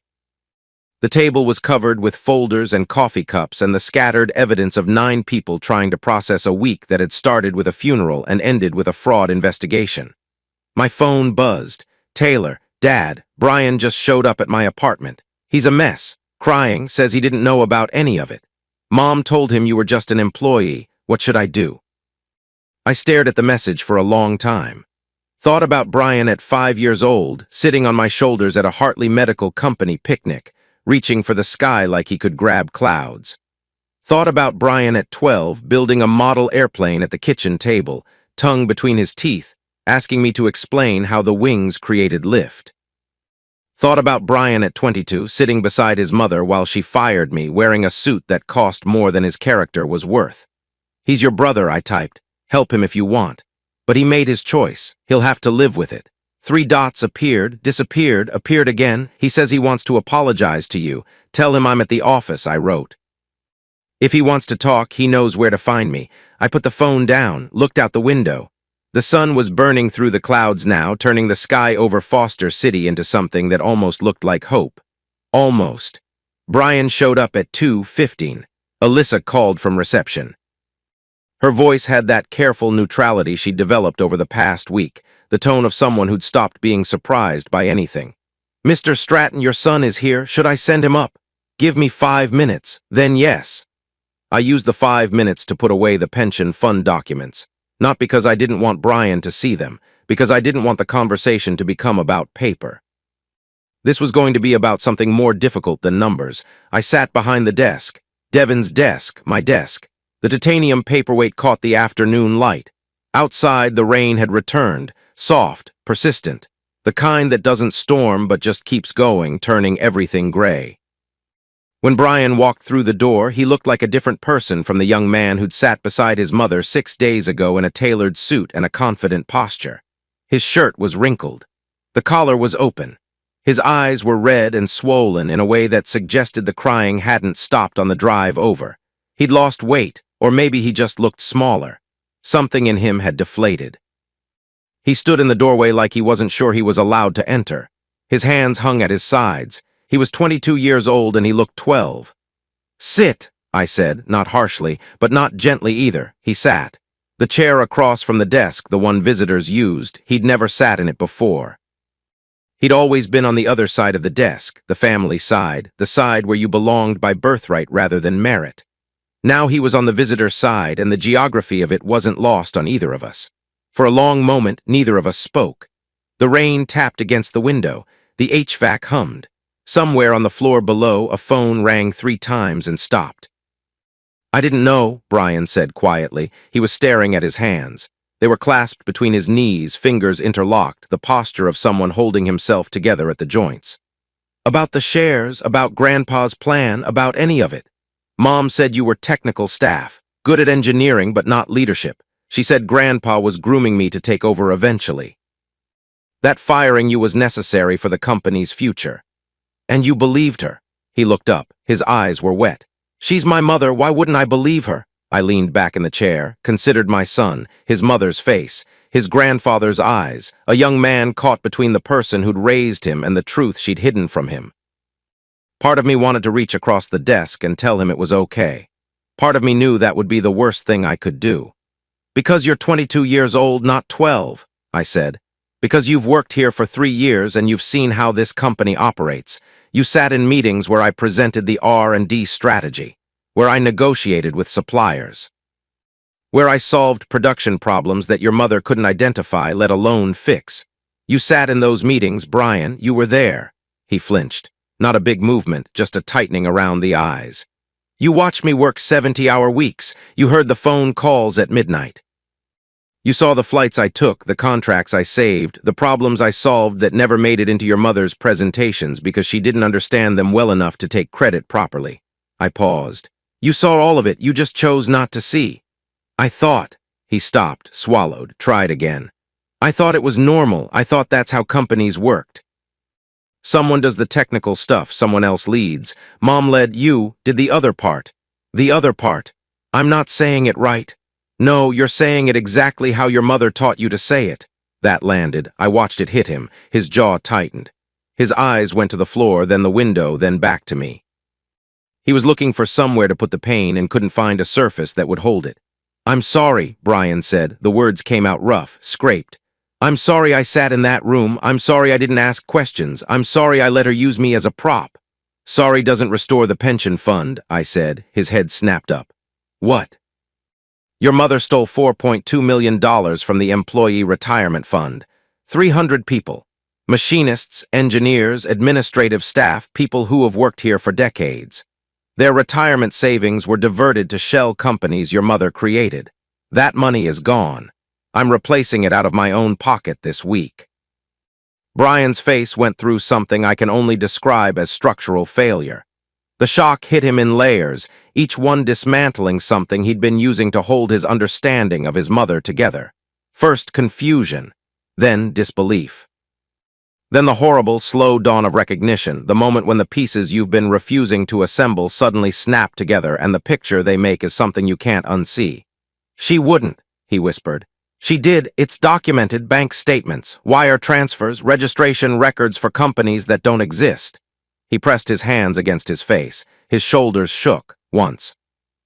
Twice, then he pulled his hands away and looked at me with eyes that had aged 10 years in 30 seconds. "What do I do?" he asked. "That's not my question to answer." "Dad, please." I looked at my son, 22 years old, the age I was when I thought I knew everything. The age Devin was when he started building something in a rented workshop because he believed the world needed it. 22 is old enough to make real mistakes and young enough to survive them, but only if you stop making them in time. "Here's what's going to happen," I said. "You're terminated from Hartley Medical. That's not negotiable. What you do next is up to you." I paused.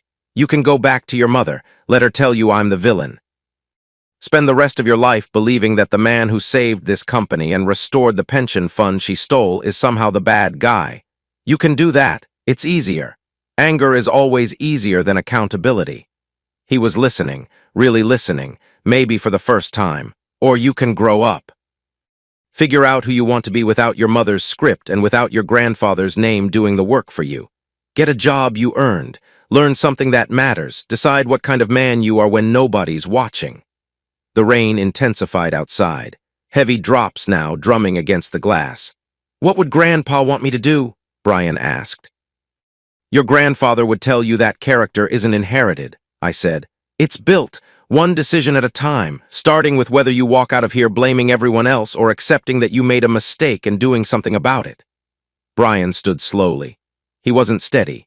His balance was off, like someone who'd been spun around and set down facing a direction they didn't recognize.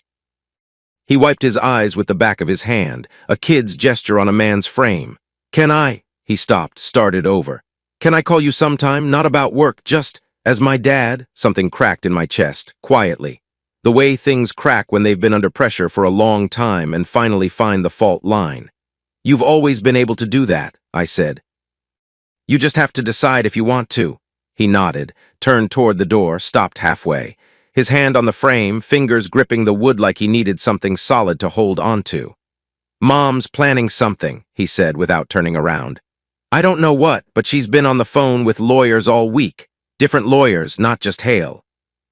She told someone on the phone last night that you haven't won yet." "Thanks for the warning," I said. He nodded again, walked out. His footsteps were slow down the hallway, each one deliberate, the steps of someone learning to walk in a world that had shifted under their feet. I sat alone in the office. The rain hammered the windows now. Outside, the sun was setting behind the storm clouds, turning the sky over Foster City into bruised shades of purple and orange. Devin used to say that sunsets were the best time to make decisions, when the day's noise faded and you could think clearly. I thought about Brian at 5, reaching for clouds. About Brian just now reaching for something harder, understanding, accountability. The beginning of something that might, if he didn't give up, become character. My phone buzzed. "Taylor, how did it go?" I typed, "He's hurting, but I think he's starting to see." A pause. Then, "Good, hurting is how you know it's real. 19 years old, smarter than all of us." The next 3 weeks were a siege. Elizabeth didn't surrender. That wasn't in her vocabulary. She'd inherited that much from Devin, the inability to concede even when the math was against her. The difference was that Devin fought when the fight was worth winning. Elizabeth fought because losing wasn't something she'd practiced. Preston Hale filed the first challenge on Thursday, the day after the audit, a formal petition contesting the validity of the trust transfers. The argument was creative, I'll give him that. He claimed Devin had been under undue influence during the final years of his life, that his cancer treatment had impaired his judgment, and that I had manipulated a dying man into signing documents that served my interests. Cole dismantled it in 4 days. He produced medical records from Devin's oncologist confirming full cognitive capacity throughout treatment. Deposition transcripts from 3 witnesses who'd been present during the signings. A letter from Devin's personal physician stating that, while the cancer was terminal, Devin's mental acuity remained exceptional until the final 3 weeks of his life, well after the last documents were executed. Hale tried again. This time he challenged the structure of the trust entities themselves, arguing they constituted securities fraud by deliberately evading disclosure requirements. Cole responded with documentation showing that each entity had been independently audited, properly registered, and fully compliant with California corporate law. The SEC disclosure thresholds were a matter of public regulation, not personal deception. Staying below them wasn't fraud, it was architecture. The third challenge was the most desperate. Hale filed a motion claiming the marital equity clause was unconscionable, that Devon had essentially created a mechanism to disinherit his own daughter.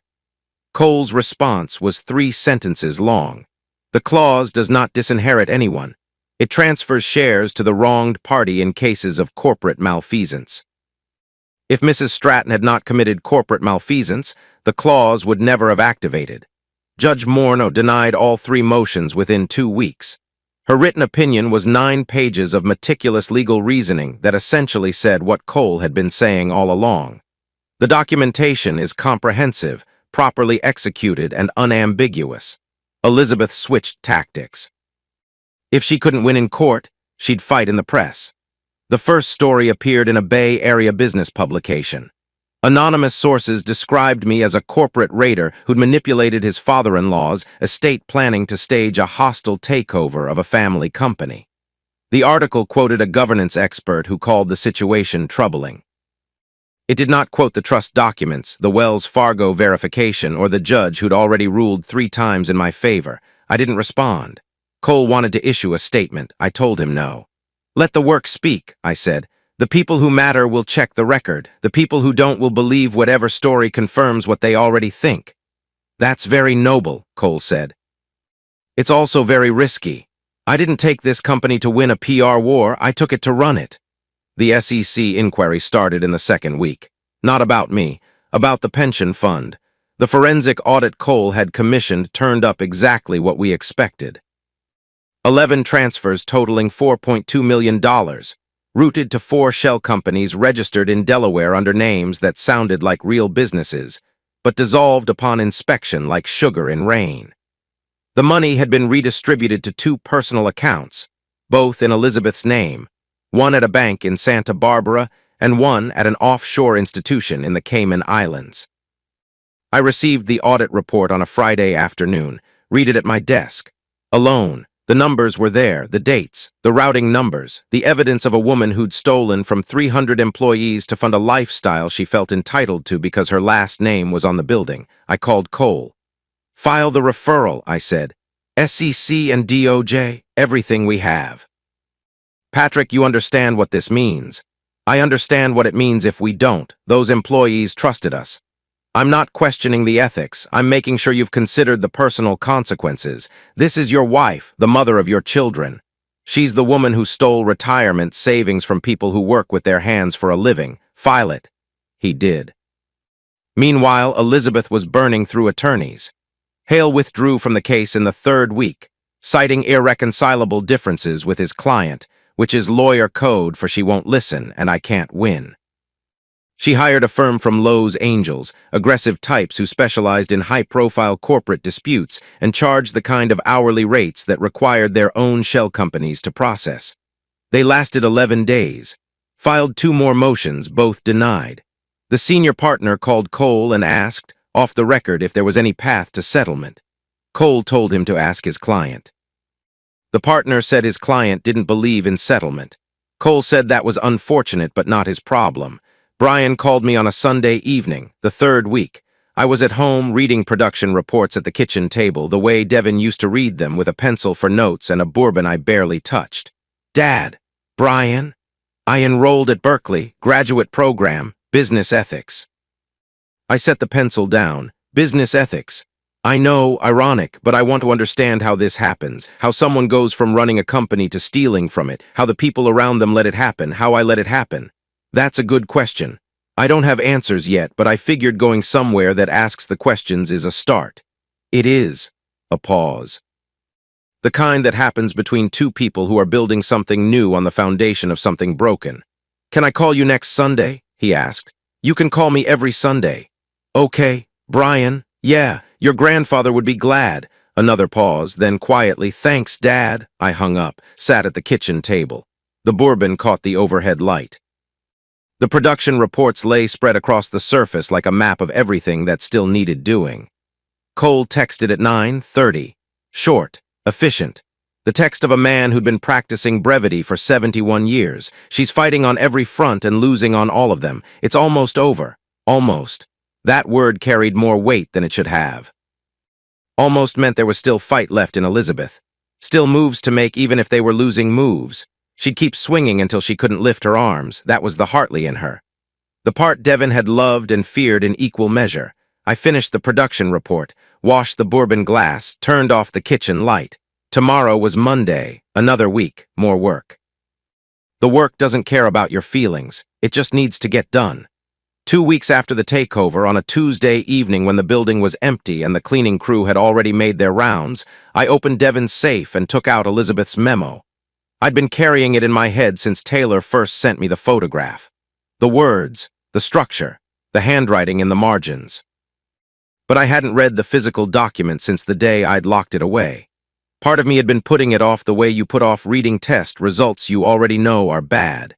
The information doesn't change, but something about holding the paper makes it real in a way that photographs and summaries don't. The office was quiet. The desk lamp cast a warm circle of light that ended abruptly at the edges, leaving the rest of the room in shadow. The window behind me reflected nothing but darkness and the ghost of my own silhouette. 9 o'clock. The cleaning crew's vacuum had stopped 20 minutes ago. The building was mine and the silence was complete. I unfolded the memo. 2 pages, Hartley medical letterhead. Elizabeth's handwriting in the margins, blue ink, the same pen she used for everything, a Waterman ballpoint I'd given her for her birthday in 2018. She'd used my gift to plan my destruction. There was something in that detail that was almost poetic if you had the right kind of dark humor. Executive Transition Strategy, Confidential. Dated June 14th. The month Devon started his second round of chemotherapy. The month I spent 3 nights a week at the hospital, sitting beside his bed, reading him production reports because his hands shook too badly to hold the pages. Phase 1, isolate from key decisions. Redirect information flow through CEO office. Reduce visibility in board communications. Timeline, immediate upon assumption of leadership. Phase 2, restructure reporting lines. Move direct reports to CEO oversight. Reclassify COO role as advisory rather than operational. Timeline, first 30 days. Phase 3, build board consensus. Individual outreach to key directors. She'd listed them. Ian Reeves responds to flattery about his governance record. Lauren Vaughn wants CFO title formalized rather than acting, use as leverage. Hargrove follows consensus, approach last. Sandra Chen, risk-averse, frame termination as reducing organizational complexity. The outside directors meet individually over dinners, emphasize fresh start and modern leadership. Phase 4. Execute termination during post-succession transition period when attention is focused on leadership change rather than personnel decisions. Frame as organizational efficiency. Prepare severance package in advance to signal professionalism and minimize legal exposure. There was a note at the bottom of the second page. Elizabeth's handwriting. Smaller, tighter, written with more pressure, the pen digging into the paper. P has no meaningful equity position. Legal confirms approximately 8–10% direct ownership. Severance plus non-compete should be sufficient. No board member will object if framed correctly. Timeline, within 10 business days of Dad's funeral. Within 10 business days of Dad's funeral. She'd written Dad, not my father, not the founder. Dad. The same man who was, on the day she wrote this, lying in a hospital bed at Stanford Medical Center with tubes in his arms and chemicals in his blood that were supposed to buy him time, but were really just buying everyone else time to prepare for a world without him. Devon had been alive when she wrote this. Alive and fighting, and still making phone calls from his hospital bed about production schedules and quality control, because he couldn't stop caring about the company even when the company's future CEO was sitting in her office 3 floors below, drafting a plan to erase the man he'd spent 16 years trying to protect. I sat with the memo for a long time. I'd expected to feel rage. I'd prepared for it the way you prepare for a wave you can see coming, but rage didn't come. What came instead was something quieter and deeper. A sadness that started in my chest and spread outward like cold water, filling the spaces between my ribs, pooling in my stomach, rising slowly toward my throat. Not for me. I'd made my peace with what Elizabeth had done to me. You can survive betrayal once you stop being surprised by it, and I'd stopped being surprised by Elizabeth years ago. The parking spot, the password, the office boxes, the firing. Each one had hurt, but each one had been predictable, the logical next step in a progression I'd been watching for a decade. The sadness was for Devin. He'd known. That was the thing I kept coming back to. He'd known what his daughter was becoming, known it clearly enough to spend 16 years building an invisible fortress of legal documents and trust structures and contingency plans. He'd looked at the child he'd raised and seen someone he couldn't fix. And instead of confronting her, instead of the shouting match or the ultimatum or the dramatic intervention that might have changed something, he'd done what engineers do. He'd designed a solution. Quietly, precisely, without emotion, but there must have been emotion. There must have been nights when Devin lay in his hospital bed, knowing his daughter was downstairs planning the elimination of the man he'd trusted with his life's work, and felt something that no amount of legal architecture could fix. A father's grief. The particular irreparable sadness of watching your child become someone you don't recognize and knowing you're running out of time to do anything about it. I'm sorry I couldn't fix her. I tried. His letter, his handwriting, blue ink on cream paper, the apology of a father who'd done everything he could and known it wouldn't be enough. I folded the memo carefully, placed it back in the safe. Pressed my thumb to the reader. Green light. Locked. Some documents belong in safes, not because they're evidence, not because they're leverage, because they contain truths that are too heavy to leave lying around, truths that, if you held them too long, would start to bend you out of shape. I turned off the desk lamp, sat in the dark office. Foster City was quiet outside the window. The parking lot lights cast orange pools on wet asphalt. A security guard's flashlight beam swept across the ground floor, a small moving star in the darkness. My phone was on the desk. I picked it up. No messages, no emergencies, just the time glowing white against the black screen.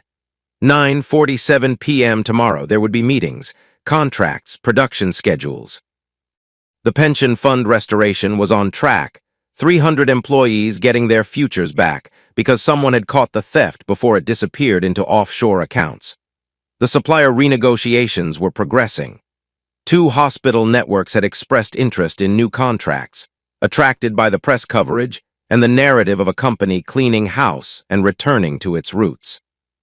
The work was waiting. It always was.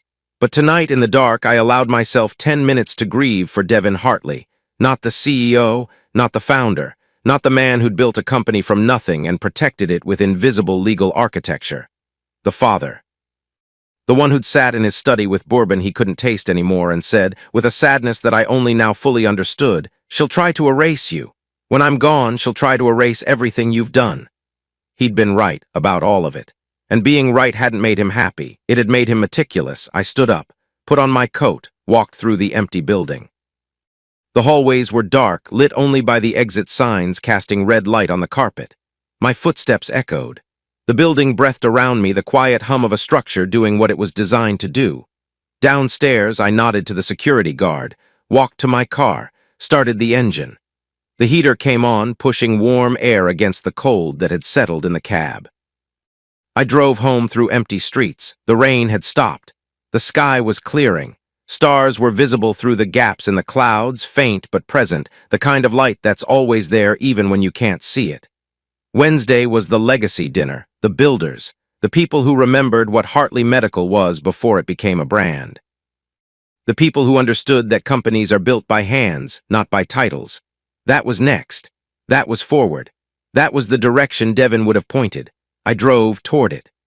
The Rosewood Hotel in Menlo Park sits on Sand Hill Road, tucked between venture capital firms and the kind of restaurants where a salad costs $37 and comes with a backstory about the farm it was grown on. Devin had hated Sand Hill Road, called it the place where money goes to talk about itself, but he'd liked the Rosewood, said it was the only building on the street that didn't try to look like it was made of glass and ambition. Old stone, warm lighting. The kind of place that understood the difference between expensive and tasteful. I booked the private dining room for a Wednesday evening. 60 people, no press, no photographers, no printed programs or branded napkins or any of the performance Elizabeth would have demanded. Just linen tablecloths, simple flower arrangements, white candles in glass holders, and a string quartet playing something classical but not stiff. Vivaldi, I think. Something with movement. The guest list had taken me a week to assemble. Not because finding the names was hard, because each name carried a weight that required consideration. Frank Geller from the production floor, the man who'd gripped my hand at Devin's funeral and said this ain't right. He arrived in a sport coat that didn't quite fit his shoulders, shook my hand at the door and said, "Never been to a place like this, Patrick." Devin would have gotten a kick out of that. Nancy Ockhafer, the regulatory specialist who'd gotten the Mr. 7 imaging system, FDA, approved in 1989 when the agency was 6 months into a backlog, and everyone said it was impossible. She'd driven up from San Jose, 74 years old, silver braids, a handshake that could crack walnuts. Bill and Laura Tremaine, who'd been on the original production line in the San Jose workshop. Bill walked with a cane now. Laura still had the hands of someone who'd spent 30 years assembling precision medical equipment, steady and sure. They sat together at a table near the window and held hands the way people do when they've been holding hands for 50 years, and it's become as natural as breathing. Devin's original investors, 3 of them still alive. 2 made it to dinner. Harold Pasternak, 81, who'd written the first check because he believed in Devin's engineering, not his business plan. And Miriam Sato, 79, who'd mortgaged her house to invest $50,000 in 1982 because, as she told me that evening, "Your father-in-law looked me in the eye and said the hospitals needed this." I believed him. Still do. The sales representative who'd landed the first hospital contract in 1984. A man named Douglas Webb, retired now, living in Carmel. He told me a story I'd never heard, about driving to a small hospital in the Central Valley with a prototype imaging unit strapped to a trailer hitch and giving the administrator a demonstration in the parking lot because they wouldn't let him pass the front desk. "Devin drove," Douglas said. "I pitched. The administrator bought 3 units on the spot and asked if we could deliver by Friday. That was a Tuesday. We delivered Thursday." He raised his glass. "That's the kind of company this was." The room filled gradually, people finding each other across years and retirements and the accumulated distance of lives lived after Hartley Medical. Handshakes turned into hugs. Stories I'd heard became stories I hadn't. Laughter bounced off the stone walls. The quartet played. The candles flickered, and for 2 hours, Hartley Medical wasn't a company that had just survived a boardroom coup and a fraud investigation. It was a room full of people who'd built something together and still remembered why. I stood to speak around 8:30, after dinner but before dessert.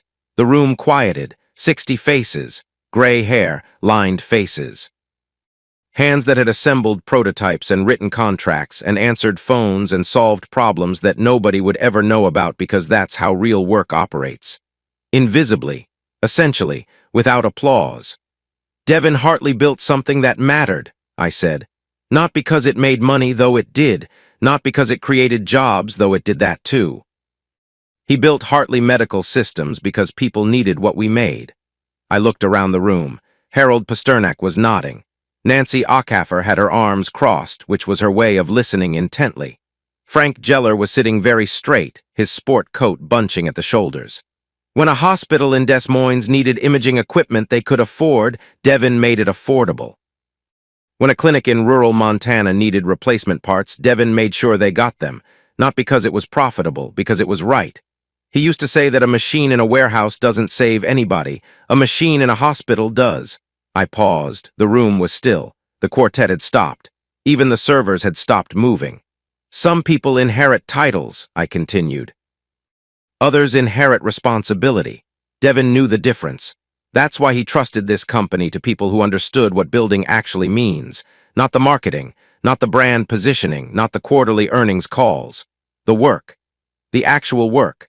The late nights and the early mornings and the flights to Munich at 2 a.m. and the prototypes that didn't work until the 7th try. I raised my glass. "To Devin and to everyone in this room who helped him build something worth protecting." Quiet applause, not the kind that fills arenas. The kind that fills a room with truth. These weren't people who clapped for performance. They clapped for recognition. For someone finally saying out loud what they'd known for decades. I worked the room afterward. Shook every hand. Heard every story. The engineer who remembered Devin personally rewiring a prototype at 2 in the morning because the contractor had done it wrong and the hospital needed it by Wednesday. The accountant who recalled Devin taking a pay cut during the 2001 recession so they wouldn't have to lay off the assembly line workers. The shipping coordinator who'd worked Christmas Eve 1991 because a children's hospital in Omaha needed an imaging unit before the new year, and Devin had driven the delivery truck himself because the driver called in sick. "Your father-in-law was the real deal," Harold Pasternak told me. We were standing near the bar, Harold leaning on a cane he clearly despised. Rare breed. Cared more about the work than the credit. I'm glad he trusted you with this. So am I said. At 9:40 I stepped outside for air. The hotel's garden was quiet. A fountain recycled water in a stone basin, the sound soft and constant like something breathing.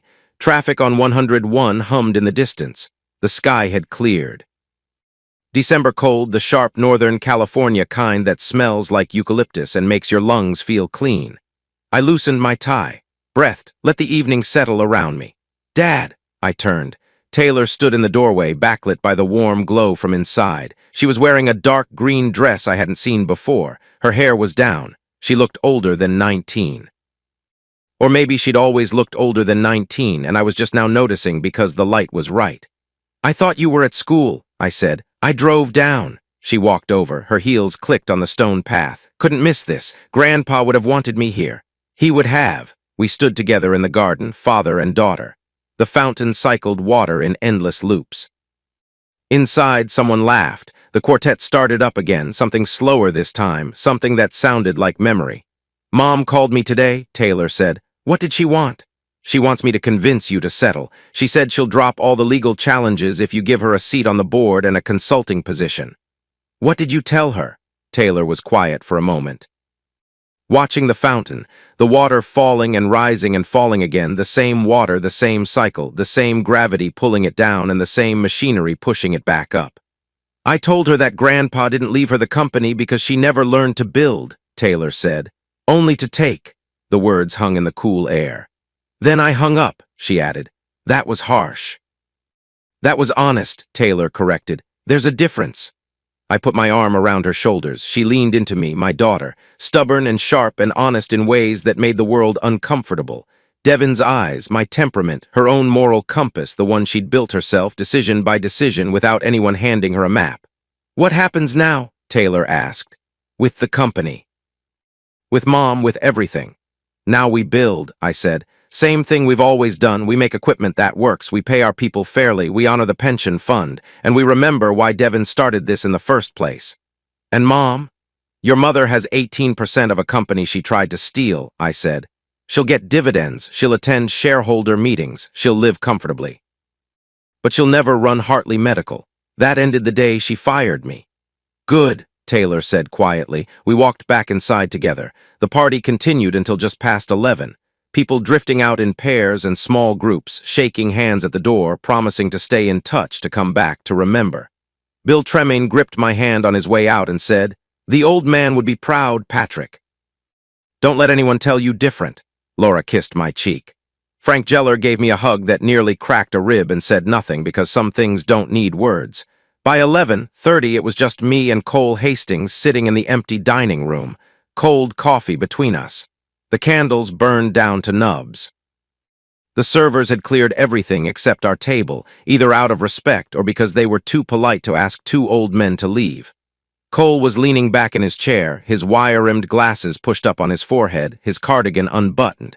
He looked tired in the good way, the way people look when they've finished something that mattered. "Devin would be proud," Cole said. "Devin made this possible," I said. "You did more than follow instructions, Patrick. You protected what he built. You restored the pension fund. You cleaned house. You gave that boy of yours a chance to become something better. That's worth something." "It's worth everything," I said. "That's the point." Cole smiled, put his glasses back on. Stood up slowly the way 71-year-old knees require. "I'm going home," he said. "My wife thinks I've been at a deposition for the last 3 weeks. She'll be relieved to know I was just saving a company. Thank her for me. Thank Devin." He picked up his briefcase. The same battered leather companion that had carried the documents through 6 years of waiting. I'm just the delivery man. He shook my hand at the door. Firm, steady, the handshake of a man who'd kept a promise. Then he was gone, and I was alone in a room that still smelled like candle wax and good wine and something harder to name. History, maybe, or gratitude, or the particular silence that follows an evening when people have said true things to each other and meant every word. I finished my cold coffee, left a tip that would make the server's night, walked out into the December cold. The stars were out, all of them, it seemed. Every one that Northern California would allow past its ambient glow. I stood in the parking lot of the Rosewood Hotel and looked up and thought about Devin Hartley, who'd started with $60,000 and a rented workshop, and ended with a company that put imaging equipment in hospitals across 48 states. Who'd loved his daughter enough to plan for her worst impulses and trusted his son-in-law enough to build an invisible fortress around the work that mattered. I got in my car, drove home. The roads were empty. The night was clear. And somewhere in a safe in Palo Alto and another in Atherton, documents rested in the dark, doing what documents do, holding the truth, waiting for it to matter. It mattered. 8 months passed. Not quickly, not slowly. The way time passes when you're doing the work, one day bleeding into the next, each one defined not by drama but by the accumulation of small, necessary actions that nobody writes articles about. The pension fund was fully restored within the first week, as I'd promised. I transferred the $4.2 million from my personal accounts on a Thursday morning, sitting at my desk, clicking a button on a screen, the simplest act of the entire ordeal. The most important. 300 employees woke up on Friday with their retirement intact, most of them unaware it had ever been in danger. That was fine. They didn't need to know. They needed it to be there, and it was. The forensic audit took 3 months. Cole's team went through 2 years of financial records with the methodical thoroughness of archaeologists excavating a site, layer by layer, dollar by dollar. They found what we expected: the shell companies, the personal accounts, the offshore transfers. They also found things we didn't expect. Consulting contracts Elizabeth had signed with firms that provided no services. A lease on office space in San Francisco that had never been occupied. A pattern of expense reimbursements for travel that corresponded to no known business activity, but did correspond, according to hotel records Cole subpoenaed, to weekends in Napa and Palm Springs with people who weren't on the Hartley medical payroll. I didn't ask for details about the Napa weekends. Some information costs more than it's worth, and I'd already paid enough.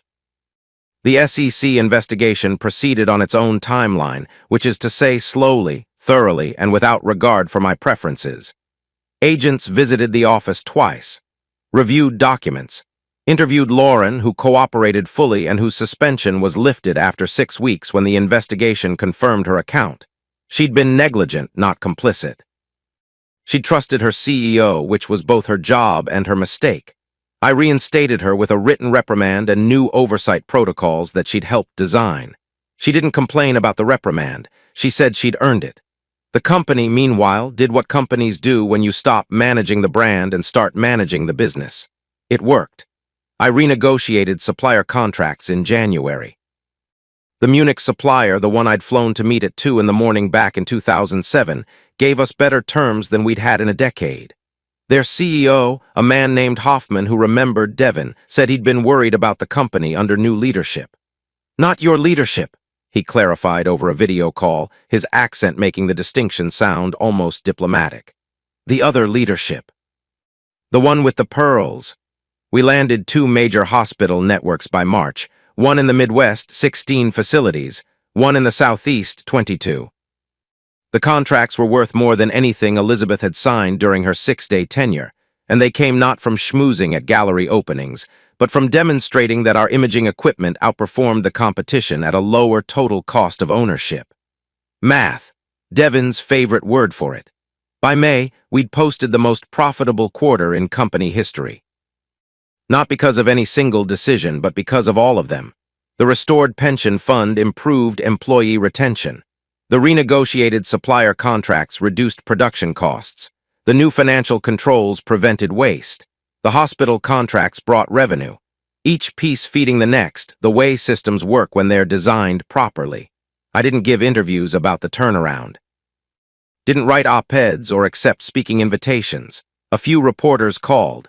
I directed them to our communications department, which was now run by a young woman who just graduated from Northwestern with a journalism degree and an understanding of how to tell a company's story without turning it into a performance. Taylor had started in June. Entry-level position. Communications coordinator. She'd applied through the normal hiring process, submitted a resume, done 2 interviews, received an offer letter that was exactly the same as every other offer letter we sent to new graduates. No corner office, no special title, no nepotistic shortcuts that would have undermined everything we were trying to build. Her first week, Frank Geller from the production floor stopped by her desk. He'd heard she was Devin's granddaughter. "Your grandfather was the best man I ever worked for," Frank told her. Taylor told me this later on a Sunday evening phone call, her voice carrying the particular warmth of someone who just received a compliment they knew they hadn't earned yet but intended to. "What did you say?" I asked. "I said I hoped I'd be worth working with too. And that I was still learning." "What did Frank say?" "He said that was exactly what Devin would have said. Then he went back to the floor." Brian was at Berkeley. Graduate program in business ethics, which was either the most ironic or the most appropriate choice a 22-year-old who'd participated in his father's corporate firing could make. Probably both. He called every Sunday. Not about business, not about the company, about what he was learning, what he was thinking, the questions his professors asked that didn't have clean answers. "There's a case study this week," he told me one Sunday in April, "about a family company where the CEO diverted funds to personal accounts and the board didn't catch it." Sounds familiar. The professor asked us to identify the systemic failures, where the oversight broke down, why the people who should have stopped it didn't. "What did you say?" A pause. "I said sometimes the failure isn't systemic, sometimes it's personal. Sometimes people choose not to see because seeing would require them to act, and acting would require them to choose between loyalty and integrity." That's a good answer. It's the answer I wish I'd given a year ago, instead of the one I actually gave, which was sitting in a boardroom and doing nothing. We were working on it. That's what you say when the relationship is too damaged for easy repair and too important for abandonment. We were working on it. One Sunday at a time. One honest conversation at a time. One decision at a time, the way character gets built. Elizabeth settled in Santa Barbara. Sold the condo she'd rented at the Four Seasons and bought a house in Montecito with ocean views and the kind of neighbors who didn't Google each other's names. She started a consulting firm, Hartley Consulting.